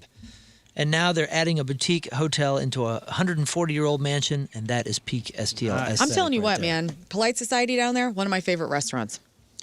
You ever go there? Is that facing the park? It is. It's like right in that strip where, what is it? The chocolate martini bar is. Bailey's. Yeah, It's right right. next door to that. Great. If you are looking for like a nice place to take your person out on a good date, or if you're going to Enterprise Center for a show or the Fox or, somewhere downtown Steeple, go to Polite Society. It's a great name, too. Parking. Yeah. Great food. Awesome. I just love that they're not, tearing something down over I do there. too. They're going to bring it back to life. All right, this one is big for Missouri. Hemp shops across the state are starting to shut down after the governor just signed a new law cracking down on hemp products. Yeah, this new law basically bans most intoxicating hemp products. So they say that those can only be sold through licensed marijuana dispensaries. So they're cracking down on these kind of places that sell THC drinks, gummies, vape stuff, a lot of them done. This goes into effect November 12th, but a ton of businesses are either going to have to completely change or they're going to have to close their doors or they're already closing their doors. Now, lawmakers say the goal is to protect kids and regulate products that were basically being sold with almost no oversight because some of these things had crazy THC levels way beyond what people thought that they were getting. But on the flip side, shop owners are saying that this could wipe out the entire hemp industry in Missouri, so they've been fighting it pretty hard. Just seeing a politician hold his bag, it says WEIRDOs. Oh, wow, look at that. Yeah, that's Doritos. Yeah, WEIRDOs. And I consider myself pretty aware, but I mean, if I was just to stumble, if somebody just handed me those at a party, I would think, oh, cool, new flavor of Doritos. I'm not reading too much of the bag. No. And then next thing you know, I'm naked in the neighbor's pool. Well, that is the effect of Doritos. Nacho clothes. All right, so we're all Costco fans for the most part. And if you feel like Costco is everywhere lately, well, that's because it's about to be. Costco is actually planning a massive expansion. We're talking dozens of new warehouses in the coming years. The goal is around 30 new locations every single year for the next decade. That is not expansion, that is domination. And the reason is because their stores are packed. Some locations are doing over $300 million a year, and people are dealing with long lines, no parking, and chaos. So instead of slowing down, they said they're just going to build more. Sometimes even putting new Costcos near existing ones just to handle the crowds. Yeah. Let's go. There you go. Let's do it. Well, yeah, it'll be nice because I know Mid Rivers is always empty, but it'll help the Olive location. That one's so busy. So Yeah, right. Go to Mid Rivers. Don't listen to this guy. Half of the new stores are going to be in the U.S., although the rest spread around Canada, Europe, Asia, and all over. In the short term, they're planning around 28 new warehouses this year. So if you ever thought, man, I wish there was a Costco closer to me, just give it a minute. You might get that. Yeah, I'm the wish. most spoiled in town because both exits next to me on each side is a Costco. Anybody ever wanted to climb Mount Everest and get that merit Yes. badge? You know what? I don't. And I think it's fascinating, and I love watching everybody else do it, but I have no interest in that. You don't want at to go all. see frozen poo-poo everywhere? I could do that just in wintertime. Well, You know? guess what's happening there right now? What's going on? There's a whole lot of people waiting to climb, and they're stuck at base camp. Oh, great. Why are they stuck at base camp? Avalanche? No, actually, they're waiting on a massive, unstable block of ice to fall. Wow. So they're waiting it out. This giant chunk called the Serac, or called a Serac, is sitting right in the middle of the main route up the mountain, and it's too dangerous to go past it just in case it collapses. It would wipe people out instantly. So instead of risking it, everybody from climbers to Sherpas, they're just waiting for it to fall on its own. So you can imagine you spent your whole life and whatever it is, $50,000 for the license and then it's absurd. however many hundreds of thousands of dollars to get over there. And you are sitting there watching ice. It's like watching paint dry. You're watching ice melt. Yeah, but they have their reservations, right? Like I wonder how they're not backed up. I mean, I guess don't they know. kind of are. I don't know how that works. I I don't just either. know that it's a nightmare and it's making news. I got to tell you, 60 Minutes maybe a couple months ago, their journalists went up to Mount Everest to base camp.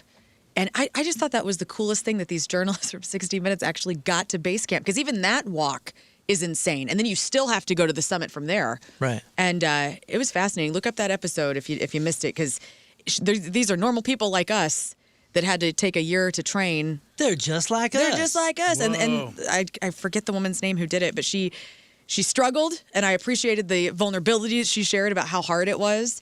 And then, obviously the Sherpa culture that hard, they have. dude. It is. It's at Mount Everest. It's the hardest. I told you guys this when I went to Yosemite. I put in for the draft to do Half Dome, which is not. I mean, that's up there. Mm-hmm. How tall is Half Dome Moon? Like 12,000? I don't even know. It's huge. It's huge, and we did. So we were supposed to do Half Dome on like the Friday we were there, and we went for a hike on Tuesday, and we hiked up to these two like Vernal Falls and what's the upper falls called? Do you remember? Nevada. Yeah, so there's two waterfalls. Like there's one hike, and you're sucking wind at the first waterfall. By the second one, it's like 10 miles in, and I got to the altitude and just doing that hike. We got to the second falls, and I was like, Yeah. oh God, I'm in bad shape. And then I looked over and saw a sign, and it said 11.2 more miles to Half Dome to start Yeah. the Half start the Dome climb. hike. Oh, my Lord. Man. So, in order to do that, you have to start at like 5 o'clock in the morning. You start before, because at some point the rangers will make you turn around. If you have to be at Half Dome by 3 p.m. in order to start the hike up to the top. And I was so out of shape. halfway that I was like, we have to give this up. Like, everybody in our party, everybody was like sucking wind, feeling like they were going to throw up when we got to this. And I go, there's no way we're doing this half dome hike. Like, You got the reservation? I got the reservation. I gave it up. I gave it back to the ranger station because there was no way. There was no. Will you ever do it again? I would have to be. I'm in better shape now, and I would. But I would. Let's do it together. I think people don't realize like you got to be in pretty decent shape to do it. You have to train. Let's train for it. And they don't like together. drop you at half dome and you just get to walk up because you won the lottery. It's like a 26-mile hike. Yeah. It's crazy. Yeah. Well, in your money news, if you ever had money sitting in Capital One savings account, you might want to pay attention to this because a judge just approved a $425 million settlement and millions of customers are about to get paid. The whole issue comes from this. Capital One was offering two nearly identical accounts, one called the 360 Savings and the other is called 360 Performance Savings. But they paid dramatically different interest rates. The older account was like 0.3%. The newer one was over 4%. A lot of customers didn't even realize that there was a better option. So the settlement covers anybody who had the 360 savings account between September 2019 and June 2025. The wild part is you don't have to do nothing. They're going to automatically send it out. So how much you get depends on how much money you had in the account during that time and how long it sat there, and basically calculating what you should have earned at the higher rate. Payments are expected to start going out around mid-2026, assuming no delays. There's a total pot including hundreds of millions in cash plus additional interest adjustments going forward. So that's a big deal. Also a big deal. Los Angeles Unified has become the first major school district to require screen time limits. They're restricting students' use of laptops and tablets and are encouraging pen and paper assignments instead. Here is parent Kate Brody of School Beyond Screens talking about some of the harm that screen time is doing in school. Check this out. It's highly gamified. It's like candy. It is addictive, and this is sold as personalized learning, but it's really antisocial. Scott, this is news for you. Every now and then reminded of just how just a few letters can make a huge difference between wildly different meanings. Mm-hmm. There's an event next month in the UK that I know you were interested in for a moment called the Cumbria Nature Festival. And the website says it's for like-minded people to explore, share, and celebrate incredible wildlife and environmental biodiversity. But some people got it twisted and thought it was nature calling for another kind of like-minded people. What? More people like Rafe's kind of people. What? Because in the Facebook post, they said, after a recent inquiry, we really need to clarify. Cumbria Nature Festival is aimed at naturalists, not naturists. Oh. While we aim to be inclusive as possible, we certainly do not judge anybody. Please do dress appropriately. Darn it. Don't hang brains. It's Nature Fest. If anybody else is booked in error, please contact us immediately for a full refund. Like, that's rule number one, right? Like, don't hang brains at a nature fest. I think so. It should be. Yeah, they thought this. A lot of people were thinking it was a nudist thing. Yeah. A person who practices non-sexual social nudity in private and in public, promoting harmony in nature. Unclear how many people had booked it thinking it was a naked experience, but there were multiples. Well, it's also spelled in a fascinating way. One person said, "What if we fall into both camps?" Yeah. What about that? And then, what about that? And then somebody said, "I'm going to have to cancel my waxing appointment as well." So this small town in North Carolina is in chaos right now over a video of its mayor with no pants. Oh, no. Pantless mayor again? Yes, a naturist, if you will. The town of Mooresville is actually fighting in court to keep the surveillance footage from being released, even after a judge said it does count as public record. Wait, where was he? Like at the mayor's mansion? The video allegedly shows Mayor Chris Carney inside town hall. Oh, no. Late at night with a woman. Oh.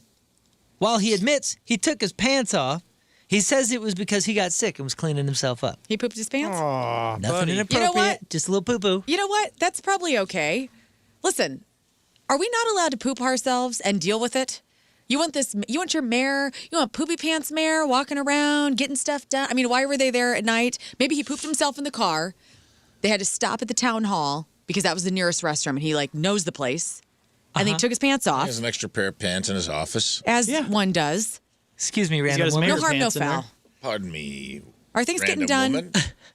Are the bills getting signed? That's what I want I'm to know. deathly afraid of ghosts, and I believe town hall may be haunted. I've pooped myself. And as your mayor, I'm asking for citizens' assistance. Could you please go into the town hall with me while I change into clean trousers? This is all fine. Town leaders have already asked him to resign. He's refusing. Now lawsuits are flying around from people tied to the situation. The town says that they're appealing because if the video gets released, it could set a precedent where any public building footage becomes fair game. And people are going to take their pants off everywhere. It's like wildfire. Yeah, so it's turned into a legal battle, a political mess, and somehow the town is arguing over a mayor with no pants and whether that should be allowed. I love a Winnie the Pooh mayor. Yeah, You know? that's the reason I voted for Mayor Marty in Overland. Oh, yeah. I wanted a Winnie the Pooh mayor. He was Donald Duck in it. He was Donald. Yeah. Remember he came in here? Well, speaking of that, 42-year-old Lisa Nagel faces misdemeanor charges after giving police a false name during a disturbance call in Jensen Beach, Florida on Sunday evening. You can't give them a false name. When deputies responded to her home, Nagel slammed the door in the officer's face and was placed in handcuffs. During questioning, she was asked what her name was, and she said, Donald Duck. Poontang. Hey. She did not provide her real identity. She stuck with the story that she was Donald Duck. I am Donald Duck. She was a tattoo She should be artist. Daisy. She managed to slip out of one handcuff, by the way, while detained. Man. She was arrested for resisting without violence and providing a false name to law enforcement, both misdemeanor offenses. She was booked in a county jail, later released on a $1,000 bond. Donald Duck's arraignment is scheduled for May 14th. And Officer Donald did get hit in the back of the head. He didn't listen. Say what? Officer Donald that she was talking to didn't listen. He got hit in the back of the head. Does anybody follow? No. No, man. Sorry, bud. It's okay. Let you guys hold that one. A 28-year-old tourist faces charges for defacing Florence 16th century Neptune fountain. Guys, this thing was built in the 1500s. She climbed the marble monument as a part of a pre-wedding dare and touched the statue's genitals. Oh, no.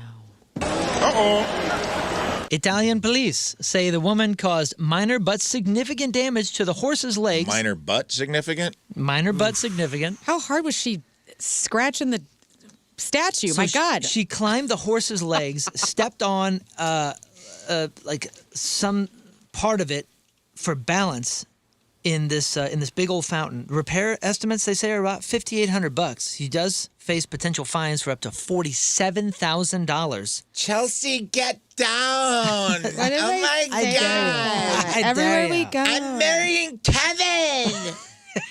This is like Herman every weekend in Herman, Missouri. I know. When I went to Herman, half of the bartender's night is just asking women to get down off the bar. It's so great. I love Herman. This fountain was created by Bartolomeo Amanati in 1559. You're so good at speaking. Dang. Right. It has been increasingly attracting more tourists attempting social media stunts, which I guess probably do involve the statue's genitalia. The Fine Arts Office there condemns such behavior as reflecting massive disrespect for the city's heritage, warning against ignorance and superficiality. Jane, you ignorant slut. That's right. A dentist in California has been sentenced to 300 days in jail after being accused of sexually assaulting patients during procedures. Here we go again. Authorities say some of the victims were medically incapacitated, meaning they were under anesthesia or otherwise unable to really move or respond, which makes things even worse, obviously. One case involved a patient who said the dentist touched him inappropriately during a procedure and actually managed to capture a part of it on video, which helped to lead the cops to the arrest. Now, once the story got out, more alleged victims started coming forward. Investigators say that they'd actually been hearing similar accusations for years on this guy, going all the way back to 2017. Gross. Earlier cases couldn't be charged at the time, so this has been building for a while. Now he's serving time. And guys, you ask, what is his name? Uh-huh. His name is Wei Dong Yang. Wei Dong Yang? Nice. Wei Dong Yang. He got double donged. He did get double donged. Wei Dong Yang. Wei Dong Yang. The U.S. government is nearing a rescue package for Spirit Airlines. You guys see this in the news? Spirit Airlines is struggling. Oh, yeah, Trump's bailing him out, right? Maybe going to go under. And if it happens, the government could own 90% of Spirit in exchange for $500 million. So here are fans of Spirit Airlines talking about why they like Spirit and want it to stay around. Spirit has a lot of affordable options for us, well, most affordable. This is the only one I use. Especially during spring break season, these are the cheapest tickets to get down there. Are these all paid people talking? Which I saw a meme the other day that said, like, all we want is, like, great health care and, like, the government is bailing out Spirit Airlines out of everything. Like, and if you don't like the way air travel's going, what better partner to get involved? Sure. Than someone who's shown that you can run a successful Oh, business model God. to make customers happy. Yeah. Like the United States federal government. Oh, man, they're It's so going to good. be something.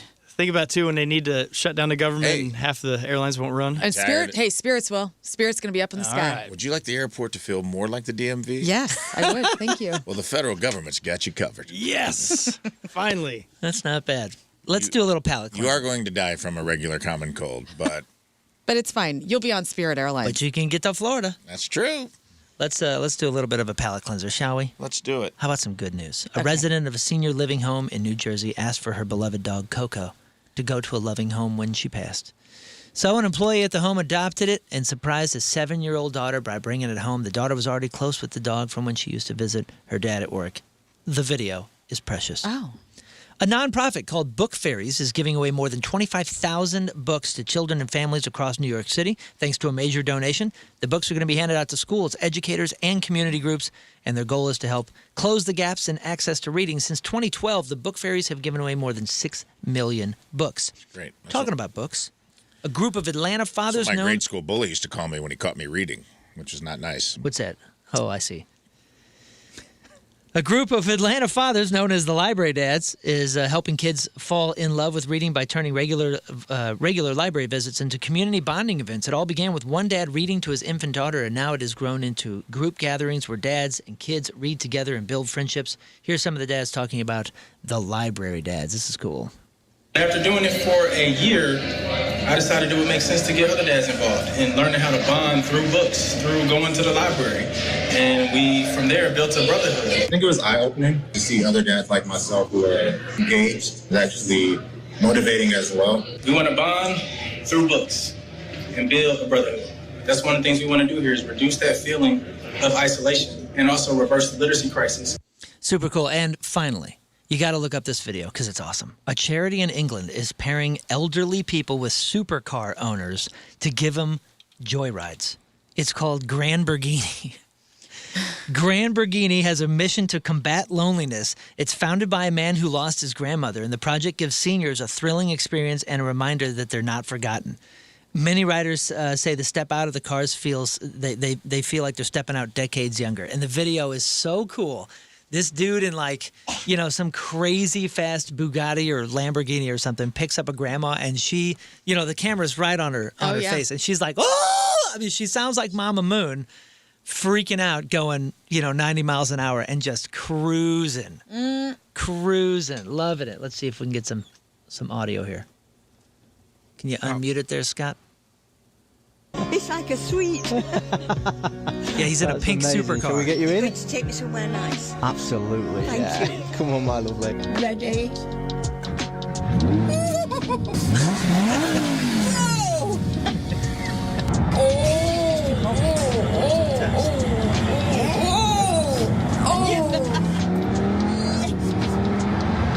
I thought that was cool. That is cute. That is awesome. I can't wait to be an old lady and some handsome hunk picks me up in a Lambo, I know. takes me for a ride. That's the plan. King Scott's going to be the handsome hunk in the Lambo, I'm sure. Okay. And that is your news. Welcome back to the Rizzuto Show. The Schreier Air text line 314-649-DUMB. That's 314-649-3862. That is open. We are checking it out. The Bud Light studio cams are live. We are live on the Rizzuto Show YouTube. And we're about to play Match up with morons. Matchup with Morons. Yes.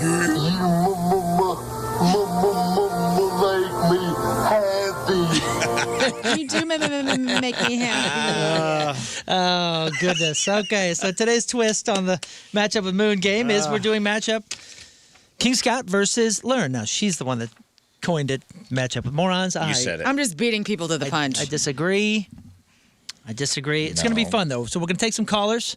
You guys pick who you think is going to win this thing. 5 questions with the tiebreaker. Rafe is going to go ahead and he's going to record the answers, and let's get straight to it, man. We got the headphones queued up. Yep, I got it all. I got it all here. Today's concert contest is sponsored by Universal Windows Direct. You'll be saying, I love my windows and morons. Okay, so listen, if you bet on the right winner, you have your choice of lawn tickets to Point Fest, Stained, Blue October, Mammoth, Highly Suspect, Sleep Theory, From Ashes to New, Magnolia Park, Return to Dust, and more. Just a few weeks away, Saturday, May 16th at Hollywood Casino Amphitheater. Also, you can pick a pair of tickets to the evening show of Can You Feel the Punk Tonight, a punk rock celebration of the music of Disney, coming up in just 2 weeks. No, less than 2 weeks. Next Saturday, May 2nd at the pageant. So we will start with Steven in Collinsville. Steven, how you doing, dude? Good. How you doing? I'm doing great. Thank you for asking. Now, listen. It's King Scott versus Learn. I have made the questions, and I know that infamously I made the questions way too hard last time, and that is my fault. I think this is perfectly in the zone for these two. It's in the moron zone. Steven, who are you betting on winning this contest? I'd go with King Scott. All right, King Scott. Well, you're dead to me, Steven. Thank you. Steven has King Scott. Now, Steven in Maryland Heights. Oh, is this a PH, Steven, or a V? I did V on both, just predicting. Steven in Maryland Heights, are you there? Yes, I am. I'm a V. Right on. Yeah. Stevie V. You got a V, I got a V. Let's roll. Yes, sir. I want to learn anyway. Yeah, Steven, Steven, I love you, Okay, Steven. hang tight. All right, Steven is going for Learn, and Steven is going for King Scott. I got a feeling that Steven's going to win big today. Steven is going to win big. Now, King Scott was picked first, so you picked. Would you like to go into isolation first or receive the questions? Give me the isolation. I'm ready for Okay, here music. you go. Let me play you Wait, whatever I have queued up. There we go. Backstreet Boys, right on. Now, it is a pop band called Nightly. Nightly. You good? Yeah. Okay. Rafe, record her answers. I'm all over it. Here we go. Today is Arbor Day. Yes. Earth Day is celebrated every year on which date? Earth Day? Earth Day. That would be April 22nd, Moon. Your second question is, what do you call it when a bowler makes 3 strikes in a row? Oh, 3 strikes in a row. That is a 3 strikes in a row. 3 strikes in a row. It's a bowling question because you own a bowling alley now. That's right. What is that? Let's come back to that. Learnbowski's going to have to think on that. Okay, we're going to come back to that. Learn about You do know it. I know. I bowled with you for the Casey thing. I know. I got to go back to to what the screens are saying. She knows it. Here we go. In 1971, in the Olympics, Nadia Comaneci was the first gymnast to score a perfect score. What country was she representing? What was her last name? Comaneci. Comaneci. Comaneci.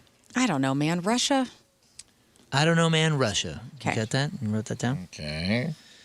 Who sang the title song for the latest Bond film, No Time to Die? Alicia Keys. Oh, no. Hold up. Hold up. These are hard. Hold up. Hold up. No, that would be, what is her freaking name?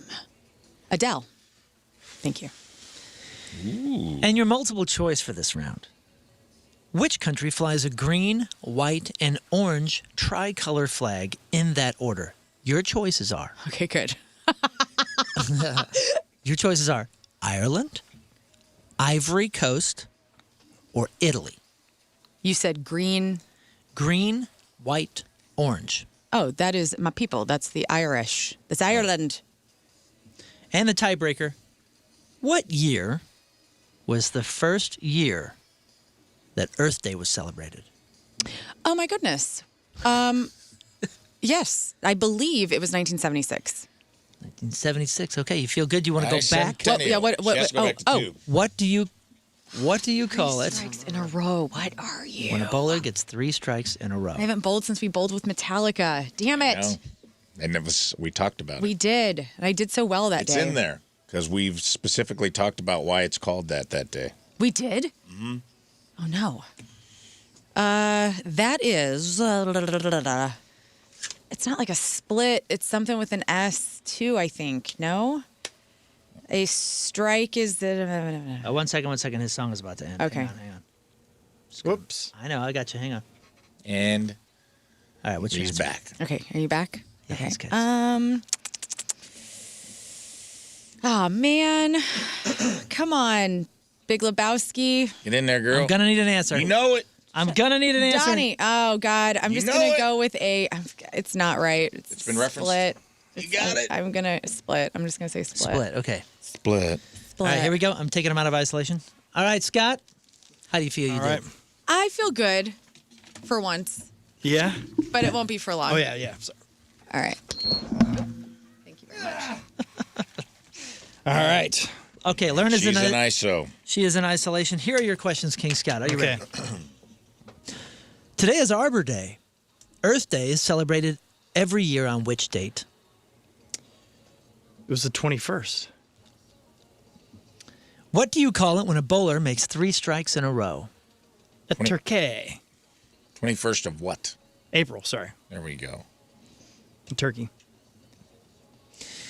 In the 1971 Olympics, Nadia Comaneci was the first gymnast to score a perfect score. What country was she representing? What year was this again? 1971.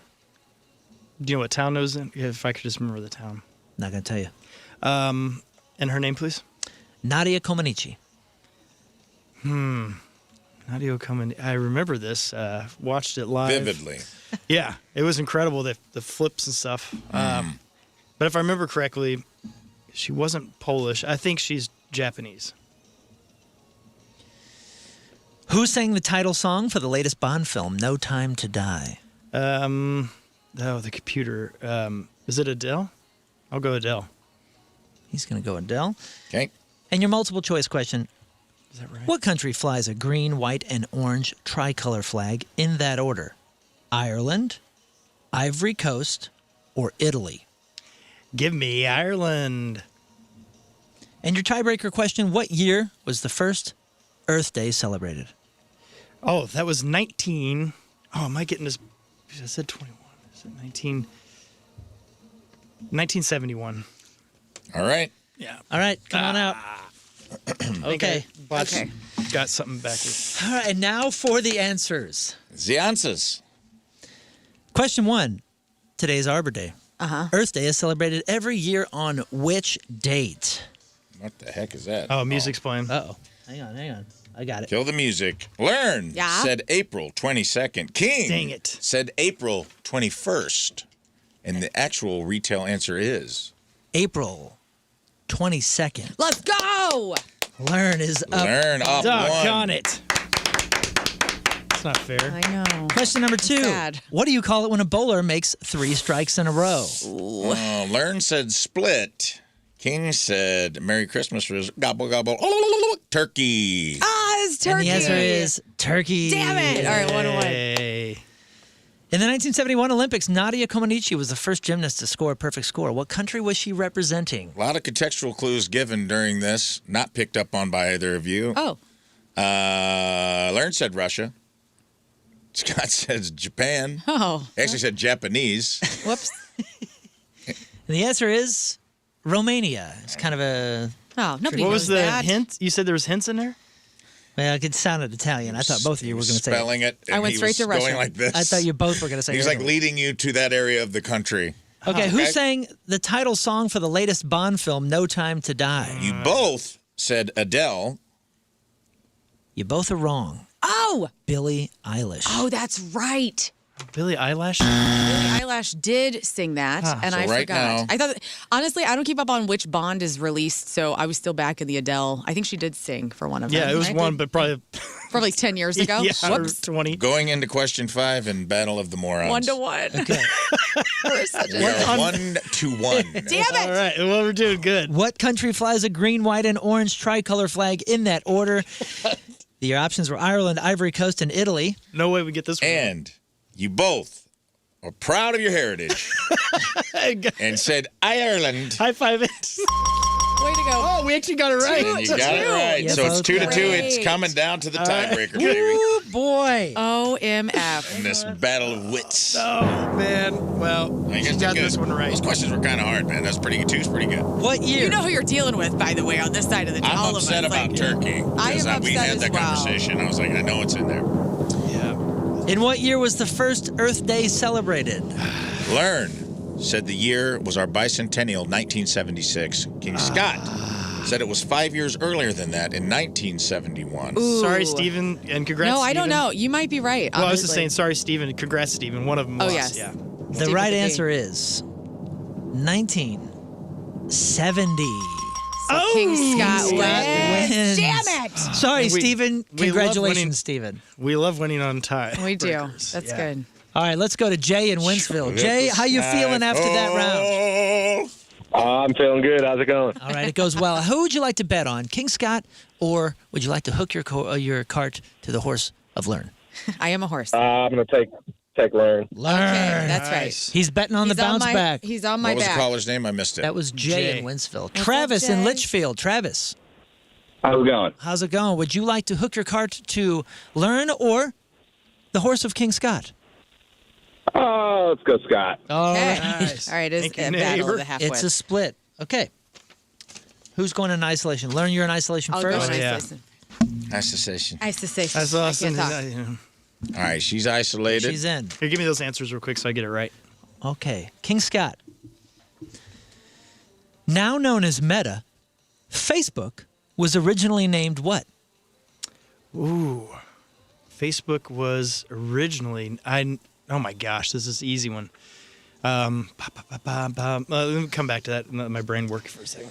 What breed of cat doesn't have fur?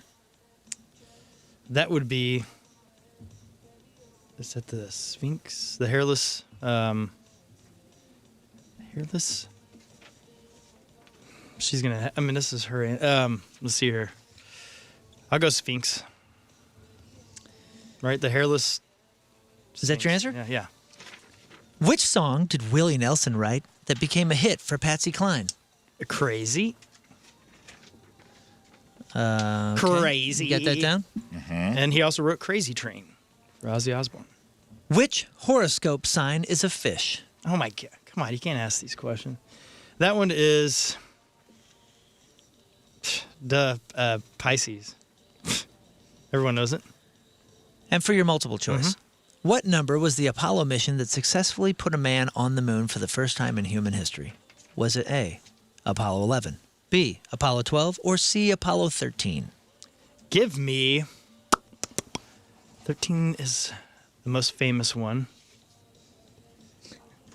Give me 11. I like Give me that 11. number. It's Okay. solid. And your it's healthy. tiebreaker, how many medals did China win at the Beijing Olympics? All gold medal. Let's see here. All So, medals. if I remember right, because that was a really fun year. That see here. I'm going to say it was 100. There we go. I've been waiting on I that got some music music. bed, baby. I know. I found was it. wondering if I was just Too quiet. I It found was it. driving me crazy. Okay, that's also didn't help me. How many medals did China win at the Beijing Olympics? Let's go. Yeah, You're on it I'm going to now. go now that the music's playing. I understand. It's like 119 total. 119. What was your question for one? What was your answer for one? Oh, we didn't go back to that. What was the question? Now known as Meta, Facebook was originally named what? Facebook was originally named something like, let's see here, college, super buddies. Let's see here. Super Buddies? Yeah, let's go super buddies. Super Buddies. Keep friends. Super Buddies. Super buddies. I like it. I Man, like it. what's the name of that? It's right there. It's right Okay. I think it was. You got it. All right, switch it up. All There right. you go. She's in.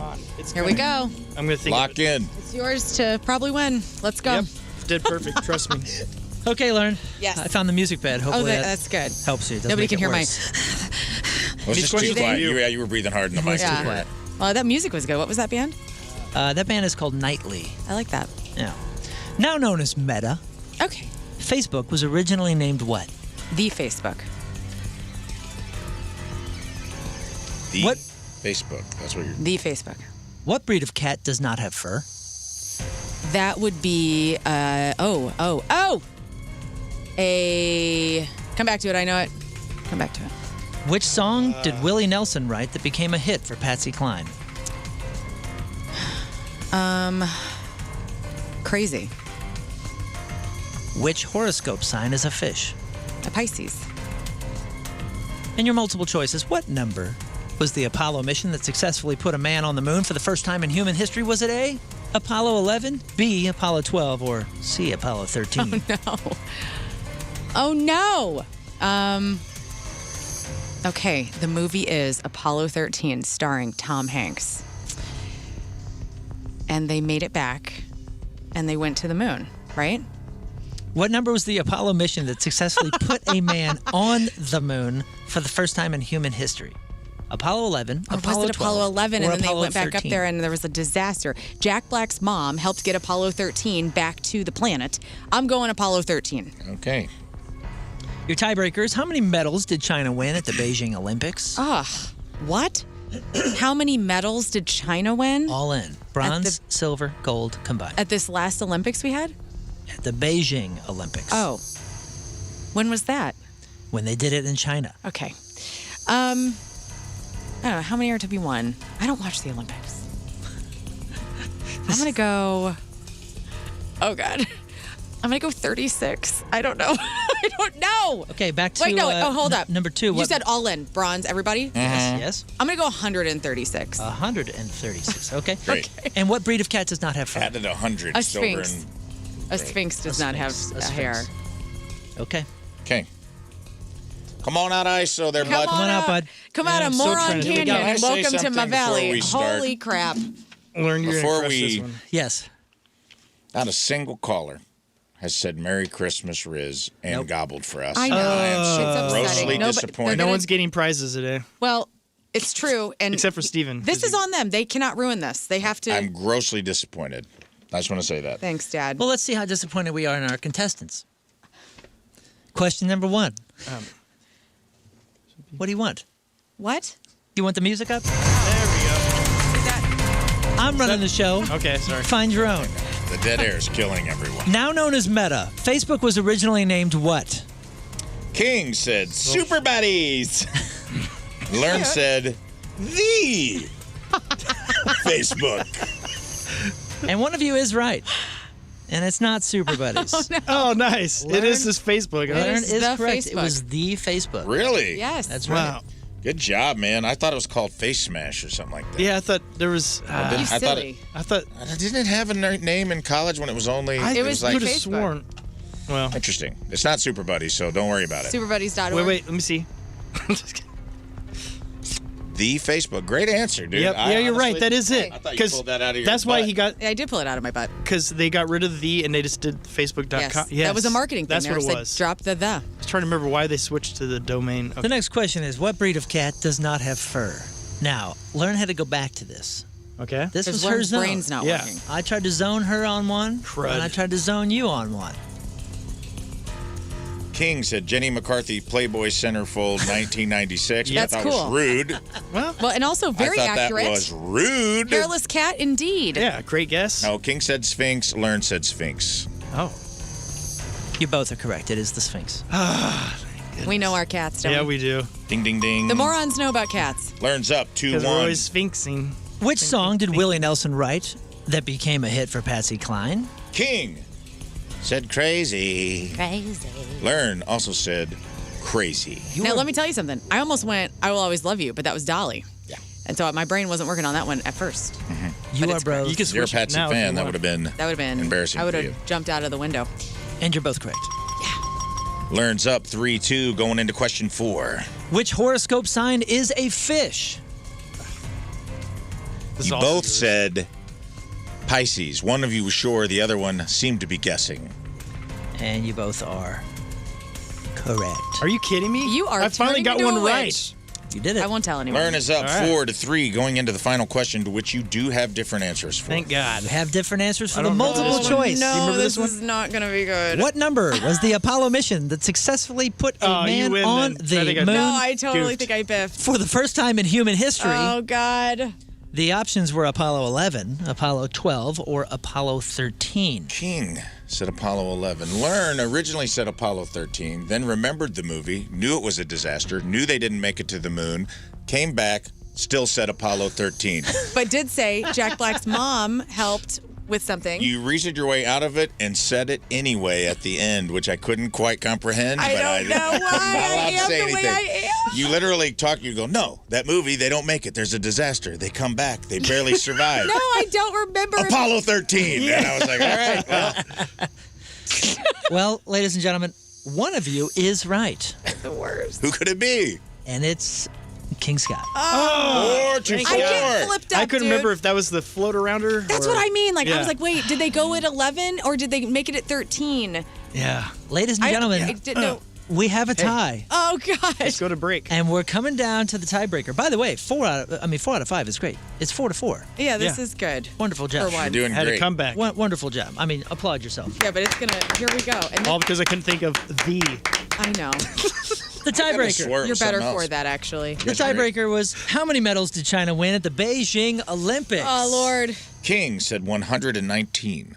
Learn said 136. I did say 36 at first, wow. though. Like an idiot. Okay. Do you know? I have no. I just remember back in the day, China in the Olympics, they would.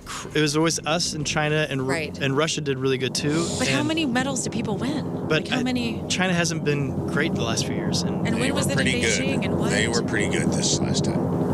Was it in Beijing? With a round number, China at the Beijing Olympics took home 100 medals.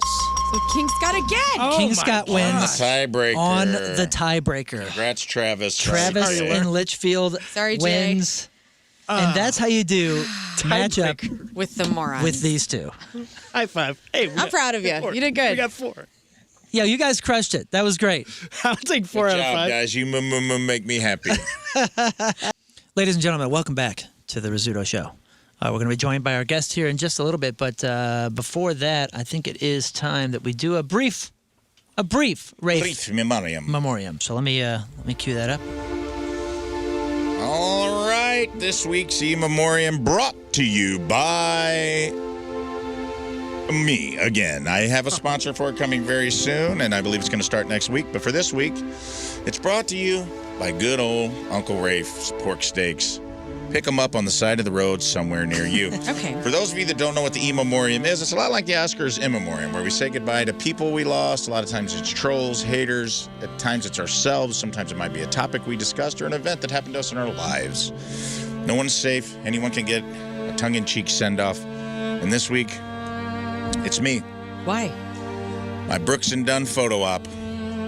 Lord, on the way back from Moon Tower Comedy Festival, I got done dirty by TSA.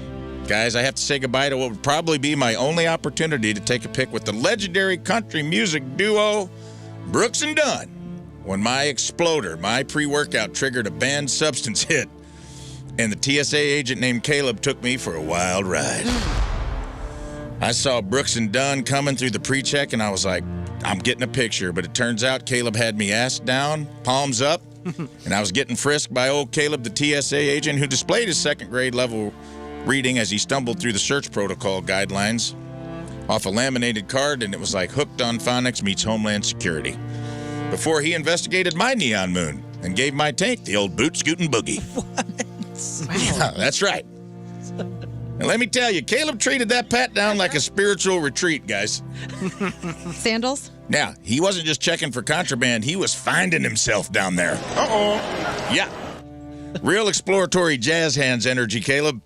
He kept muttering phrases like, "This is standard procedure, sir," and "oh, yeah," which I didn't see on the card anywhere. No, he did not. "Oh, yeah, I like that. Ooh, that one's bigger than the other one." I go, Caleb, you're not supposed to say that out loud, brother. He kept saying stuff the way a guy repeats lines in a community theater rehearsal, just hoping nobody notices. He skipped 3 pages ahead, and at one point he paused, squinted at the card, and hit me with the, "Sir, I'm going to continue downward." Like we were both surprised by that plot twist. Then he started to tug on my plums in front of 2 of the most famous people in the world. Meanwhile, I'm locked in, helpless. Full TSA power stance, belt off, dignity and cell phone in a gray bin next to a half-empty bottle of Dr. Pepper, making direct eye contact with the legendary Kix Brooks. And I was hard as a hard-working man as Officer Caleb rubber-gloved my balls with the back of his hand. That's right. He was thorough. He was going backhand on my balls like a pickleball serve return as I looked Kix Brooks in the eyes, and I just said, "Big fan." Now, I don't know if it was Brooks and Dunn or he thought I was talking to him in his workspace. But Kix Brooks laughed, and then he tapped Ronnie Dunn on the shoulder, who was putting his boots on in the Austin airport, and Brooks and Dunn collectively had a big belly laugh as they stumbled onto the most aggressive meet and greet of my meat that Southwest has ever had to offer. Ronnie gave me a look that said, brother, we've all been there, which I don't believe. I don't think Brooks and Dunn's ever been there for a second. But I appreciate the solidarity. And at this point, that's where Caleb really found his rhythm, guys, okay? He was 2 steps away from calling for a steel guitar solo on my testicles. I swear I heard a faint, play it again, boys, in the distance as he wrapped up with a dramatic double tap like he just closed out a set at the Grand Ole Opry of groins. Get in there. My groins. And just like that, Brooks and Dunn gave me a thumbs up as they disappeared into the corridors of the Austin airport, leaving me standing there singing, Cowgirls Don't Cry. Ride, baby, ride. To myself. And after this experience, I was indeed a brand new man. Cleared for takeoff, spiritually humbled, and legally not allowed within 50 feet of a laminated card or my own exploder without flinching. Bye-bye. R.I.P. to Rafe. R.I.P. to me, my opportunity to meet Brooks and Dunn, and Caleb. We'll always have that day together. I love you. Next up, the first ever Tease Memoriam. I actually put a pin in one of my memoriams segments today because I want Rizz to be here for it. I got a real special brand memoriam I cooked up for a really horrendous human being who's been direct messaging me all week long. Oh, I can't wait. wait. A listener that I can't wait to fire next week. And I've currently got a legal team of our Jewish lawyers working on it. Why did I pick Jewish lawyers? Yeah, because his anti-Semitic rants and racist takes and horrible things he said. He even let me know that he's been in my house before for the HVAC company that he works for. Oh, God. And buddy, let me tell you something, brother. I'm putting a pin in it. And yeah, did I say if I see you, I'm going to slap the hate out your mouth? I sure did. Because it's on site, brother. I assume you're an unhinged lunatic. So if I see you coming, I'm going to preemptively defend myself, and I'll take it to the court of swamp justice till I die. You can take it to the bank. It's going to happen. If I see you at Point Fest, you're going to get Rick James, bitch. Taking it to the streets. And next week, you're going to get to send off you've been begging me for. You trying to send threats and threatening litigation. Well, guess what, bud? I got a whole team of lawyers working on it here at Hubbard. So we'll see next week when Rizz gets back who gets the last laugh. So that's your first ever Tease Memoriam. Whoa. Bye-bye. Well done, Rafe. Thank you very much. Thank you. Now, finally, I wrote a real quick one for something that happened today because I want to get it off the ground and I want to get it in the air. Let's say goodbye to Happy Birthday, Rizz. Mm-hmm. Now, this is a trick we are all going to play on Rizz. We decided today we're going to gaslight him into questioning his own reality. Yes. Just a nice thing to do your friend. By changing the catchphrase of people calling in from Happy Birthday, Rizz, to Merry Christmas, Rizz. With a gobble at the end. With a gobble at the end. You got to say Merry Christmas, Rizz. Oh, yeah. Whatever you're into. The rest of us will play along as if this has always been the case, and Rizz will slowly unravel on whether he can trust his own mind. He may even think he has sundowners or slipped through a wormhole in a parallel universe while he was on vacation in Mexico. That's right. It'll probably be the last stable version of reality as we know it. When we decide to gaslight a grown man into questioning his own brain with Happy Birthday, Rizz, to Merry Christmas, Rizz. Now, I need everybody on board with this. Callers. It takes a village. We all agree to commit to this like method actors who suddenly got trapped in a role we didn't ask for. With a confident Merry Christmas, Rizz, and we will watch his soul do a soft reset like a Dell computer in 2007. I'll send him to do that little head tilt dogs do, when they hear a whistle, like his brain is buffering. He'll let the first one go, sure. You can tell. He'll file it away like, that was weird. That's the craziest one yet. I get it. Merry Christmas, Rizz. Happy Birthday, Rizz. That makes sense. Meanwhile, the rest of us will sit here calm, confident, deeply incorrect, like we're reading the weather. No winks, no cracks, just December energy in March, like it's always been that way. By the second Merry Christmas, Rizz, second caller, now he's blinking a little more. Not fast blinking, guys, slow blinking. The kind where your brain's trying to manually reboot. Your eyeballs don't really trust what's happening in front of you. He'll look around the room, and we're all in on the joke. We just nod along like nothing's even happened. By the third caller, he'll start testing reality out loud. Do people say Merry Christmas to me now? And we'll hit him with the casual, yeah, man. They always have. Not aggressive, not defensive, just disappointed in him for not knowing his own show. This is where the unraveling will begin. We'll watch him mentally scroll through years of memories like he's trying to find a deleted file that never existed. He'll start to second-guessing himself. Happy, Mary, who am I? What am I? And we'll just keep reinforcing it like little emotional termites slowly eating through the support beams of his sanity. It will be brilliant. Merry Christmas, Rizz, longtime listener. Merry Christmas. Hope you got what you wanted this year. Put your own spin on it. Some psychopath will throw in a stay warm out there just to really sandblast his sense of time. He'll start doing that thing where he laughs. It's not a real laugh. It's a hostage negotiation happening in his own brain. Sure, yeah, very funny. Merry Christmas. Who am I? Where am I? Is my name even Scott Daniel? His universe will start to destabilize. Dude, we switched that like 5 years ago. We'll make a whole speech about it. You cried. Now he'll look at us like we just told him about kids he didn't know about. At some point, he'll seriously consider the possibility that he has indeed slipped through a wormhole and he came out the other side, where the only thing that changed was the catchphrase on the show. And the best part is he can't prove us wrong. What's he going to do, pull old audio? That takes effort. He doesn't work on this show. He doesn't know how to pull audio. He doesn't know how to do it, yeah. He doesn't even know where the audio is. He doesn't. It's fine. If it's not in his soundboard, he ain't got it. And in the meantime, we'll already be building a new reality brick by brick, board by board. By the end of it, he'll just accept it. Merry Christmas, I guess, like a man who just realized his life has been a lie but still has to finish the segment. Not when he argues, not when he accepts it, not when he questions. His reality will just be gone, and we'll be standing there, smiling, handing him an eggnog in April. Bye-bye. Bye. And finally, this week's real RIPs. And there's a few of them. Garrett Anderson, California Angels star, passed away. He was honored in the baseball. It was an MVP player an all-star player for the California Angels. Bob Kevoian, longtime Bob and Tom founder, huge influence in the radio world, made a lot of comedians' careers. He lost his battle with cancer from Bob and Tom. Dave Mason from Traffic died from an undisclosed reason. We haven't heard anything about that yet. And finally, Daryl Sheets from Storage Wars unfortunately took his own life this week. And that concludes the real RIPs, and thus and thereby concludes this week's In Memoriam. Thank you, Rafe. No problem. Really well done. 30 acres. Your kids are trying to eat our disgusting jelly beans. Oh, don't eat those jelly beans. Those taste Don't like do it. poo-poo. Those are real So bad. you probably don't want to eat them. I don't know what the rules are. And I mean, don't if you wanna want to, I mean, they're not like bad, but they're not going to taste as good. Let's test it. Hey, we Let's got some test it. Kentucky Fried Chicken jelly beans right here if you Yeah, want to and torture your they're children. so Oh my bad. God, They're I so love that stuff. excited. This game with Yeah, we played the game where they have like a bucket, and there's like one of 11 are like a strawberry. The Throw up. others are throw up and diarrhea. Yes. That's what those are. Yeah. That's what Yeah. these are. So they They'll may love taste- that. Okay, yeah, you can. Hey, you have- guys want some can have diarrhea them. jelly beans? I just didn't Who's want you to in? be like Diarrhea offended if jelly they didn't beans? taste good.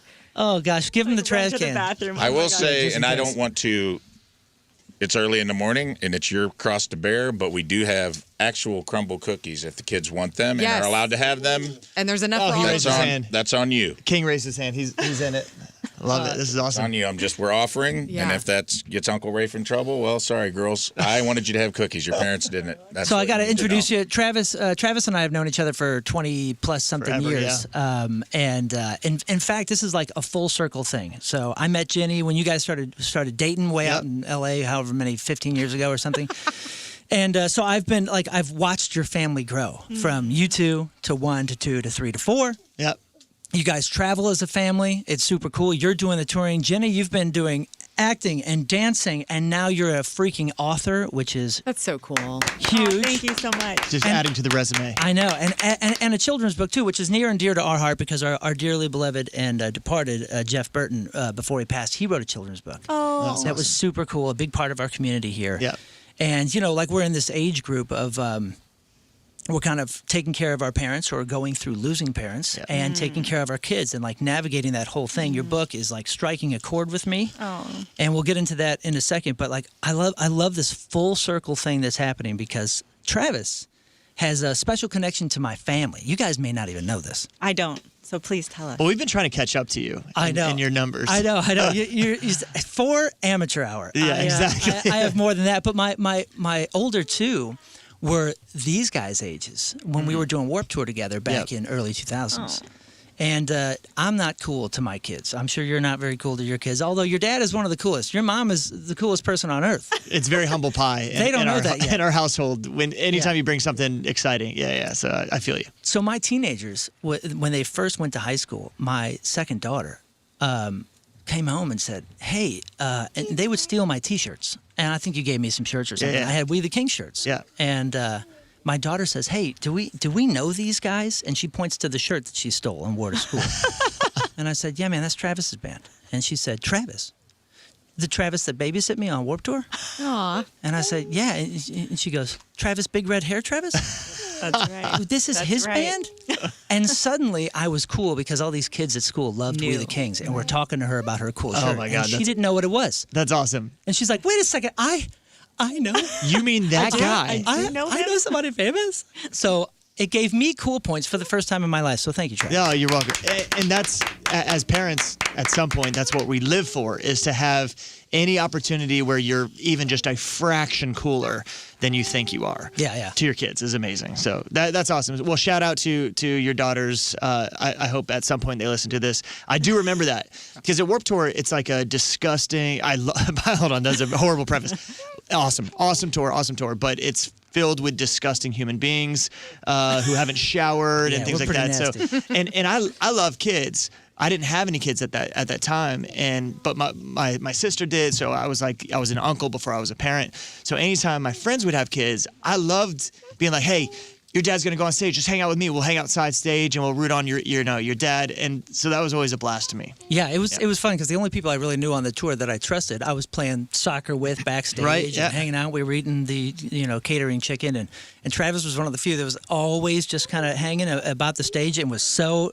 I'm so grateful that you did that because, thanks. There's a couple characters I wasn't sending my kids with while I was going to be on stage. But Travis was always there. him. Yeah, he was always there to babysit. So they were like, oh, you got to go on stage. I'm going to find Travis. Aww. Well, listen, fast forward till now.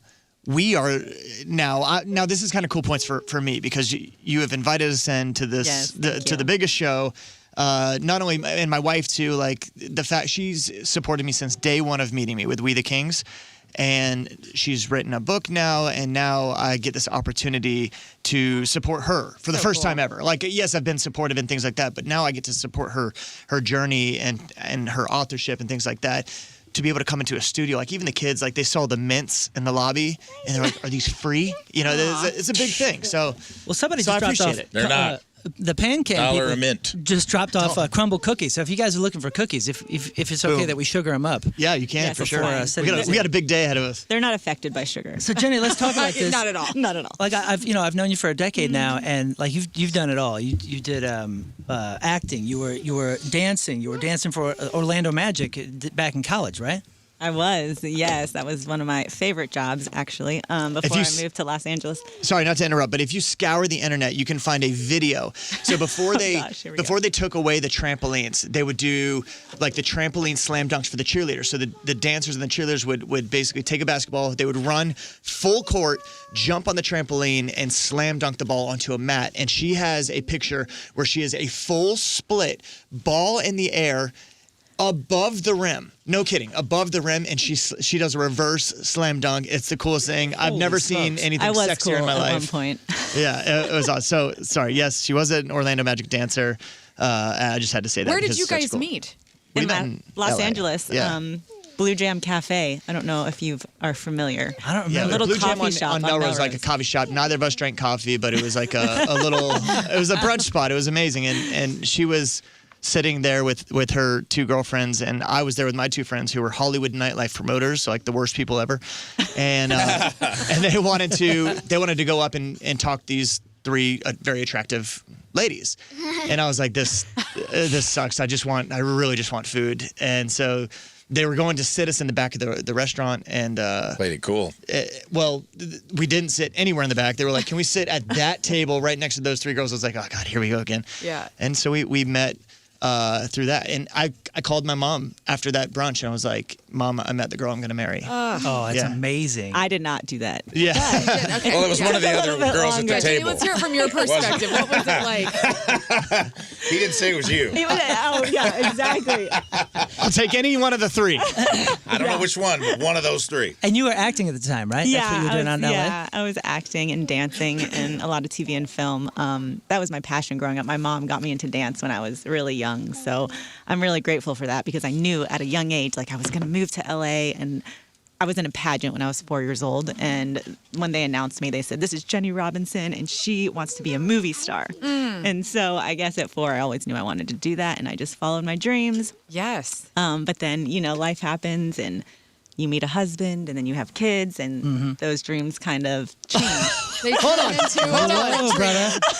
I was going to say And they the husband transitioned. comes a speed bump. Yeah, they transitioned into new dreams. Not like you got some my new dreams dreams. faded away forever and I'll never ever have dreams again because I met my husband. That sounds awful. Let me say this, though. So Moon was kind of filling me in because I had never met you guys before. And it's so nice to meet you. Nice to meet you And as I'm a well. huge Jennifer Aniston fan. And so Moon's like, you're going to die. Like, she was essentially like Jennifer Aniston's like body double. Yeah. So what films, what shows, like tell me everything about your career. I did a lot. Yeah, I did a lot with her. She is amazing and mostly commercials, her commercial work. But then I did Office Christmas Party. I don't know if Yes, you've I saw it. seen Yeah, that of one. course. Yes, it's shot. So your body's in I've Georgia. seen you yes, in that movie. the That's back so of cool. my head probably, or my hand, or my leg. Well, there's a very specific part of it where she is. Jen Aniston didn't want to run through the snow in high heels. Okay. And so Jenny, who was there working on the film anyway, she was like, I can do that. That's totally fine. So she got like stunt double credit. So now she's technically Jen Aniston's stunt double I on love this it. movie. Oh, that is rad. so cool. And so there's a part where she runs through the snow. It's a very signature part of this movie. And I'm just like, that's my wife. That's her butt. Look at her go.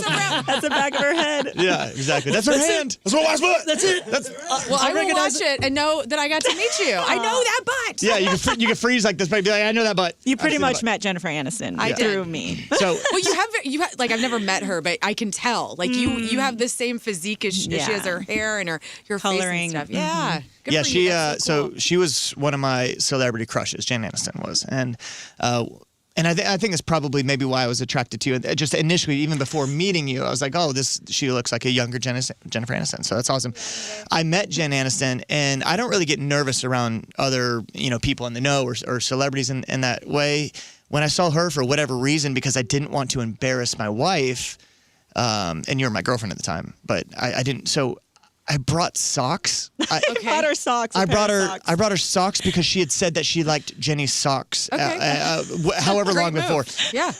And I saw the look in her face like, I have to accept this. This would be rude to deny. Why are they so crunchy? Yeah. What is inside them? So she takes these socks, and she was very grateful in a way. I'm sure she's never worn them, but then I had to tell Jenny I'm sorry, was that uncool? I just thought it would be funny and. Dude, you really rolled the dice. I did. That's a lot. No, I guarantee brought you nobody's socks. ever given her socks. So No? until me. Well, I love your guys' family. My wife and I and the whole house of kids and all that.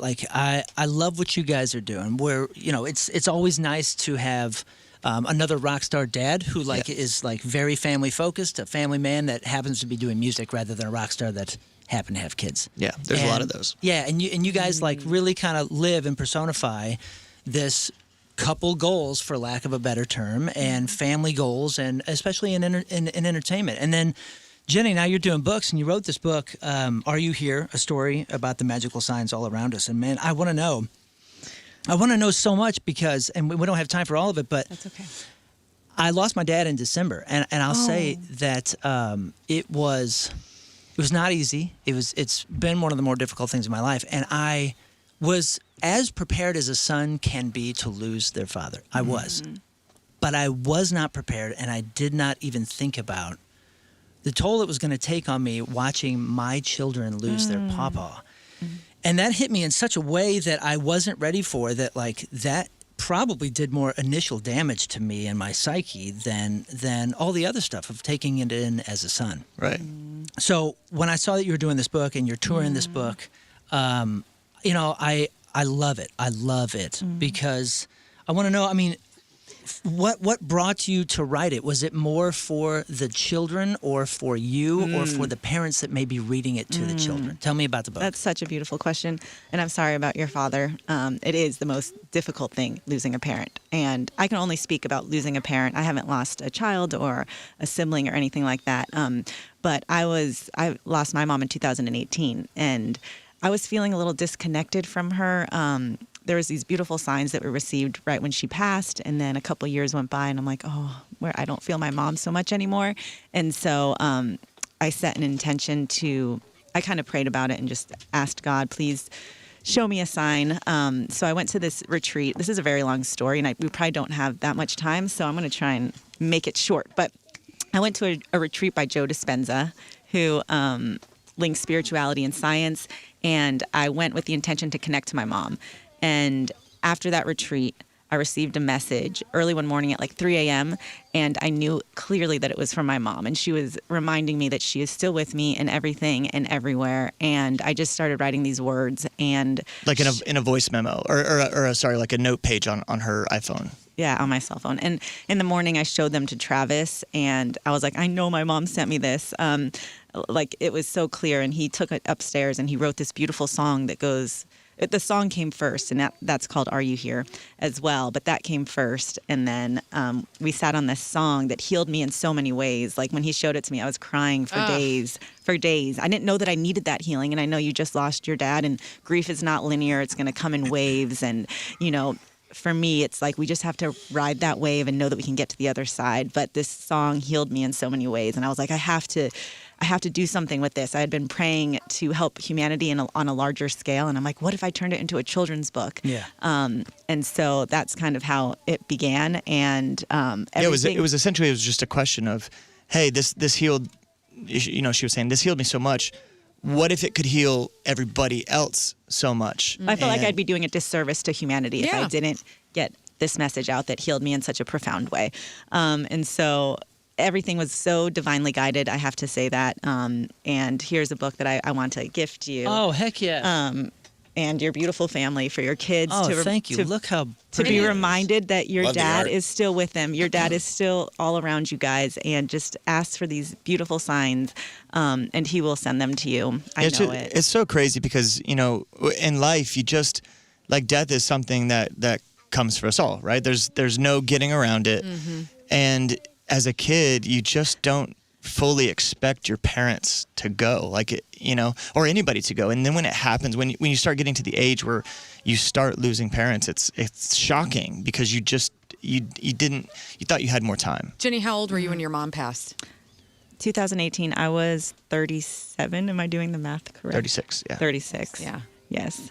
Wow, that's such a beautiful gift to give people, because you're right, grief is not linear. It will come in flows, and some years are easier, and some anniversaries are easier with it. But then it can hit you like a big bag of rocks. Oh my gosh! And I empathize with like little kids losing their grandparents and how special those people are to them, because grandparents are so special to kids. So right? special. Yeah. Oh my gosh, I have the best memories with my grandparents, and so it's really hard to not have my mom here physically. But we talk about her all the time. That's great. This is truly beautiful. And I remember, there's something about the memory of a child. I remember the books and the series of books that would be read in class in elementary schools. The illustrations stick with you. And this is a gorgeously illustrated book. Yes, my illustrator is amazing, Elizabeth Fantone.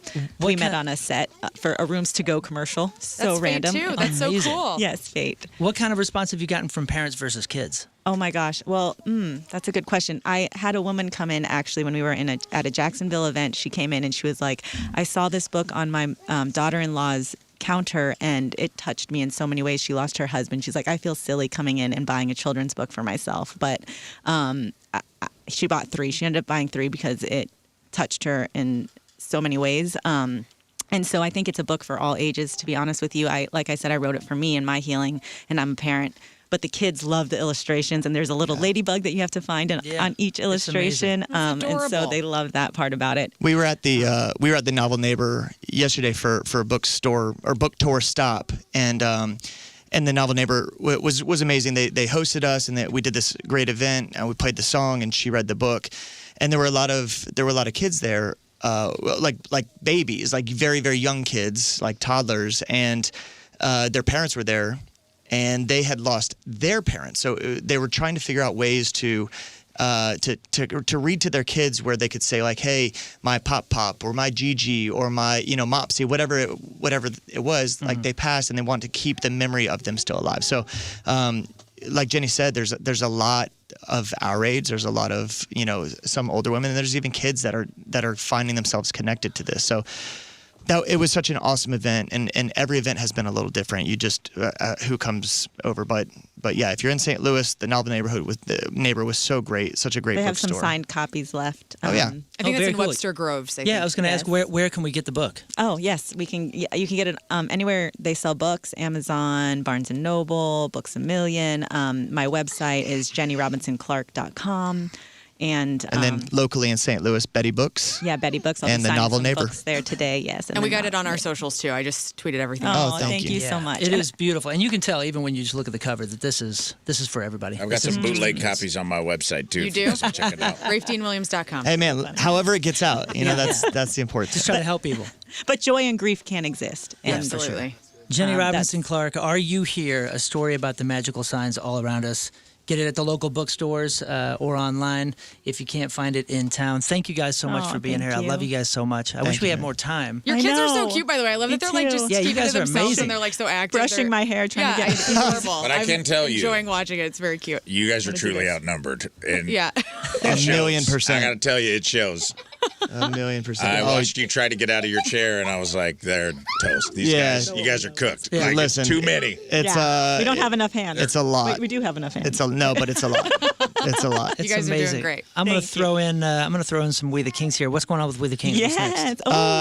Yeah, close it out. All right, We the Kings. We just finished our 7th studio album. It's so good. Awesome. It's going to come out in September. So good. And then who knows? I mean, at some point, I now know, and you're very familiar with this as well. Like you can be so excited about an album, whether it's going to react and in the way with the fans is yet to be known. Yeah, who knows? But I really think that it's special, and I think that fans are really gonna love it. We just went for a straight up rock album. Awesome. Yeah.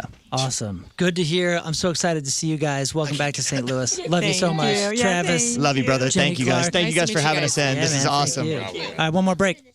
Eat the beat. Guys, we did it.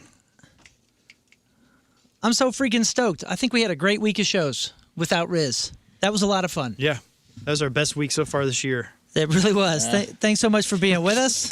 I love you. I'll tell you all about it. It was fun.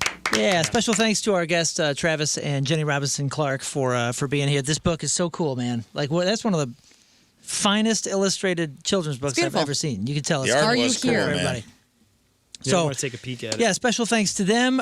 Okay, it's going to be a heck of a weekend. Hopefully it's not raining. What is the weather supposed to be like this weekend? You know, it's supposed to be good. So today sucks, and then tomorrow 75 and sunny, cloudy 76 on Sunday. So if you're going to the Earth Day Festival, look out for me. Awesome. I'm going there on Sunday, but tomorrow we'll be in Washington Mo indoors.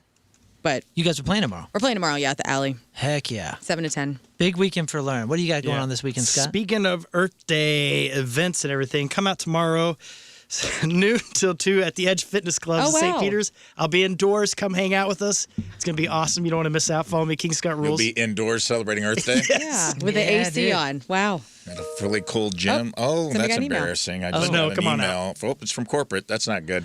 Well, what's that? HR wants to see me. Big deal. no. It's every Friday. What do you got going on Friday, Learn? Today? Yeah, what do you got going on? What? Did you say something? I'm going to Chelsea Handler tonight. So if you're going, Holy smokes. I'm gonna I'm gonna rush the stage and go. We interviewed you. What do you got going on tomorrow, Washington? And then we're at Washington Mo tomorrow at the Alley from 7 to 10. Go to that. And then I'm at Earth Day just for funsies on Sunday. So Everybody go to say that hi. too, because I got no notes and I got nothing going on in Thank my you. life. Super I'm going tight. to walk into the Mississippi River. You go take a nap, pal. You Brother, got a I know lot you had going a on. week, but we closed it up nicely. Yes, Everything yeah. was We good. love you, Rafe. Clip of the day brought to you by Michael's Flooring. Check it out wherever you do your social media in at RIZZ Show. Podcast is brought to you by Dobbs Tire and Auto. And today's title is Match up with morons on Earth Day. Oh, and Merry Christmas, Rizz, starting right. Monday. And Scott, you're gonna have to remind people whenever you take their calls. Okay, I'm reminding you to remind people. You're gonna have to be at the forefront of this, bud. You are. You're on the front lines. great. We are going to prank Rizz. Remember that. You are the vanguard. All right. Thank you. And we leave you Secretary with will do his job. the Team Rizz member of the day, Jessica Carter from Washington, MSRA. Jessica wanted to hear this. I appreciate you guys. We'll see you on Monday. Have a great, safe weekend. Until then, love you. Goodbye. Miss you. Bye. Bye.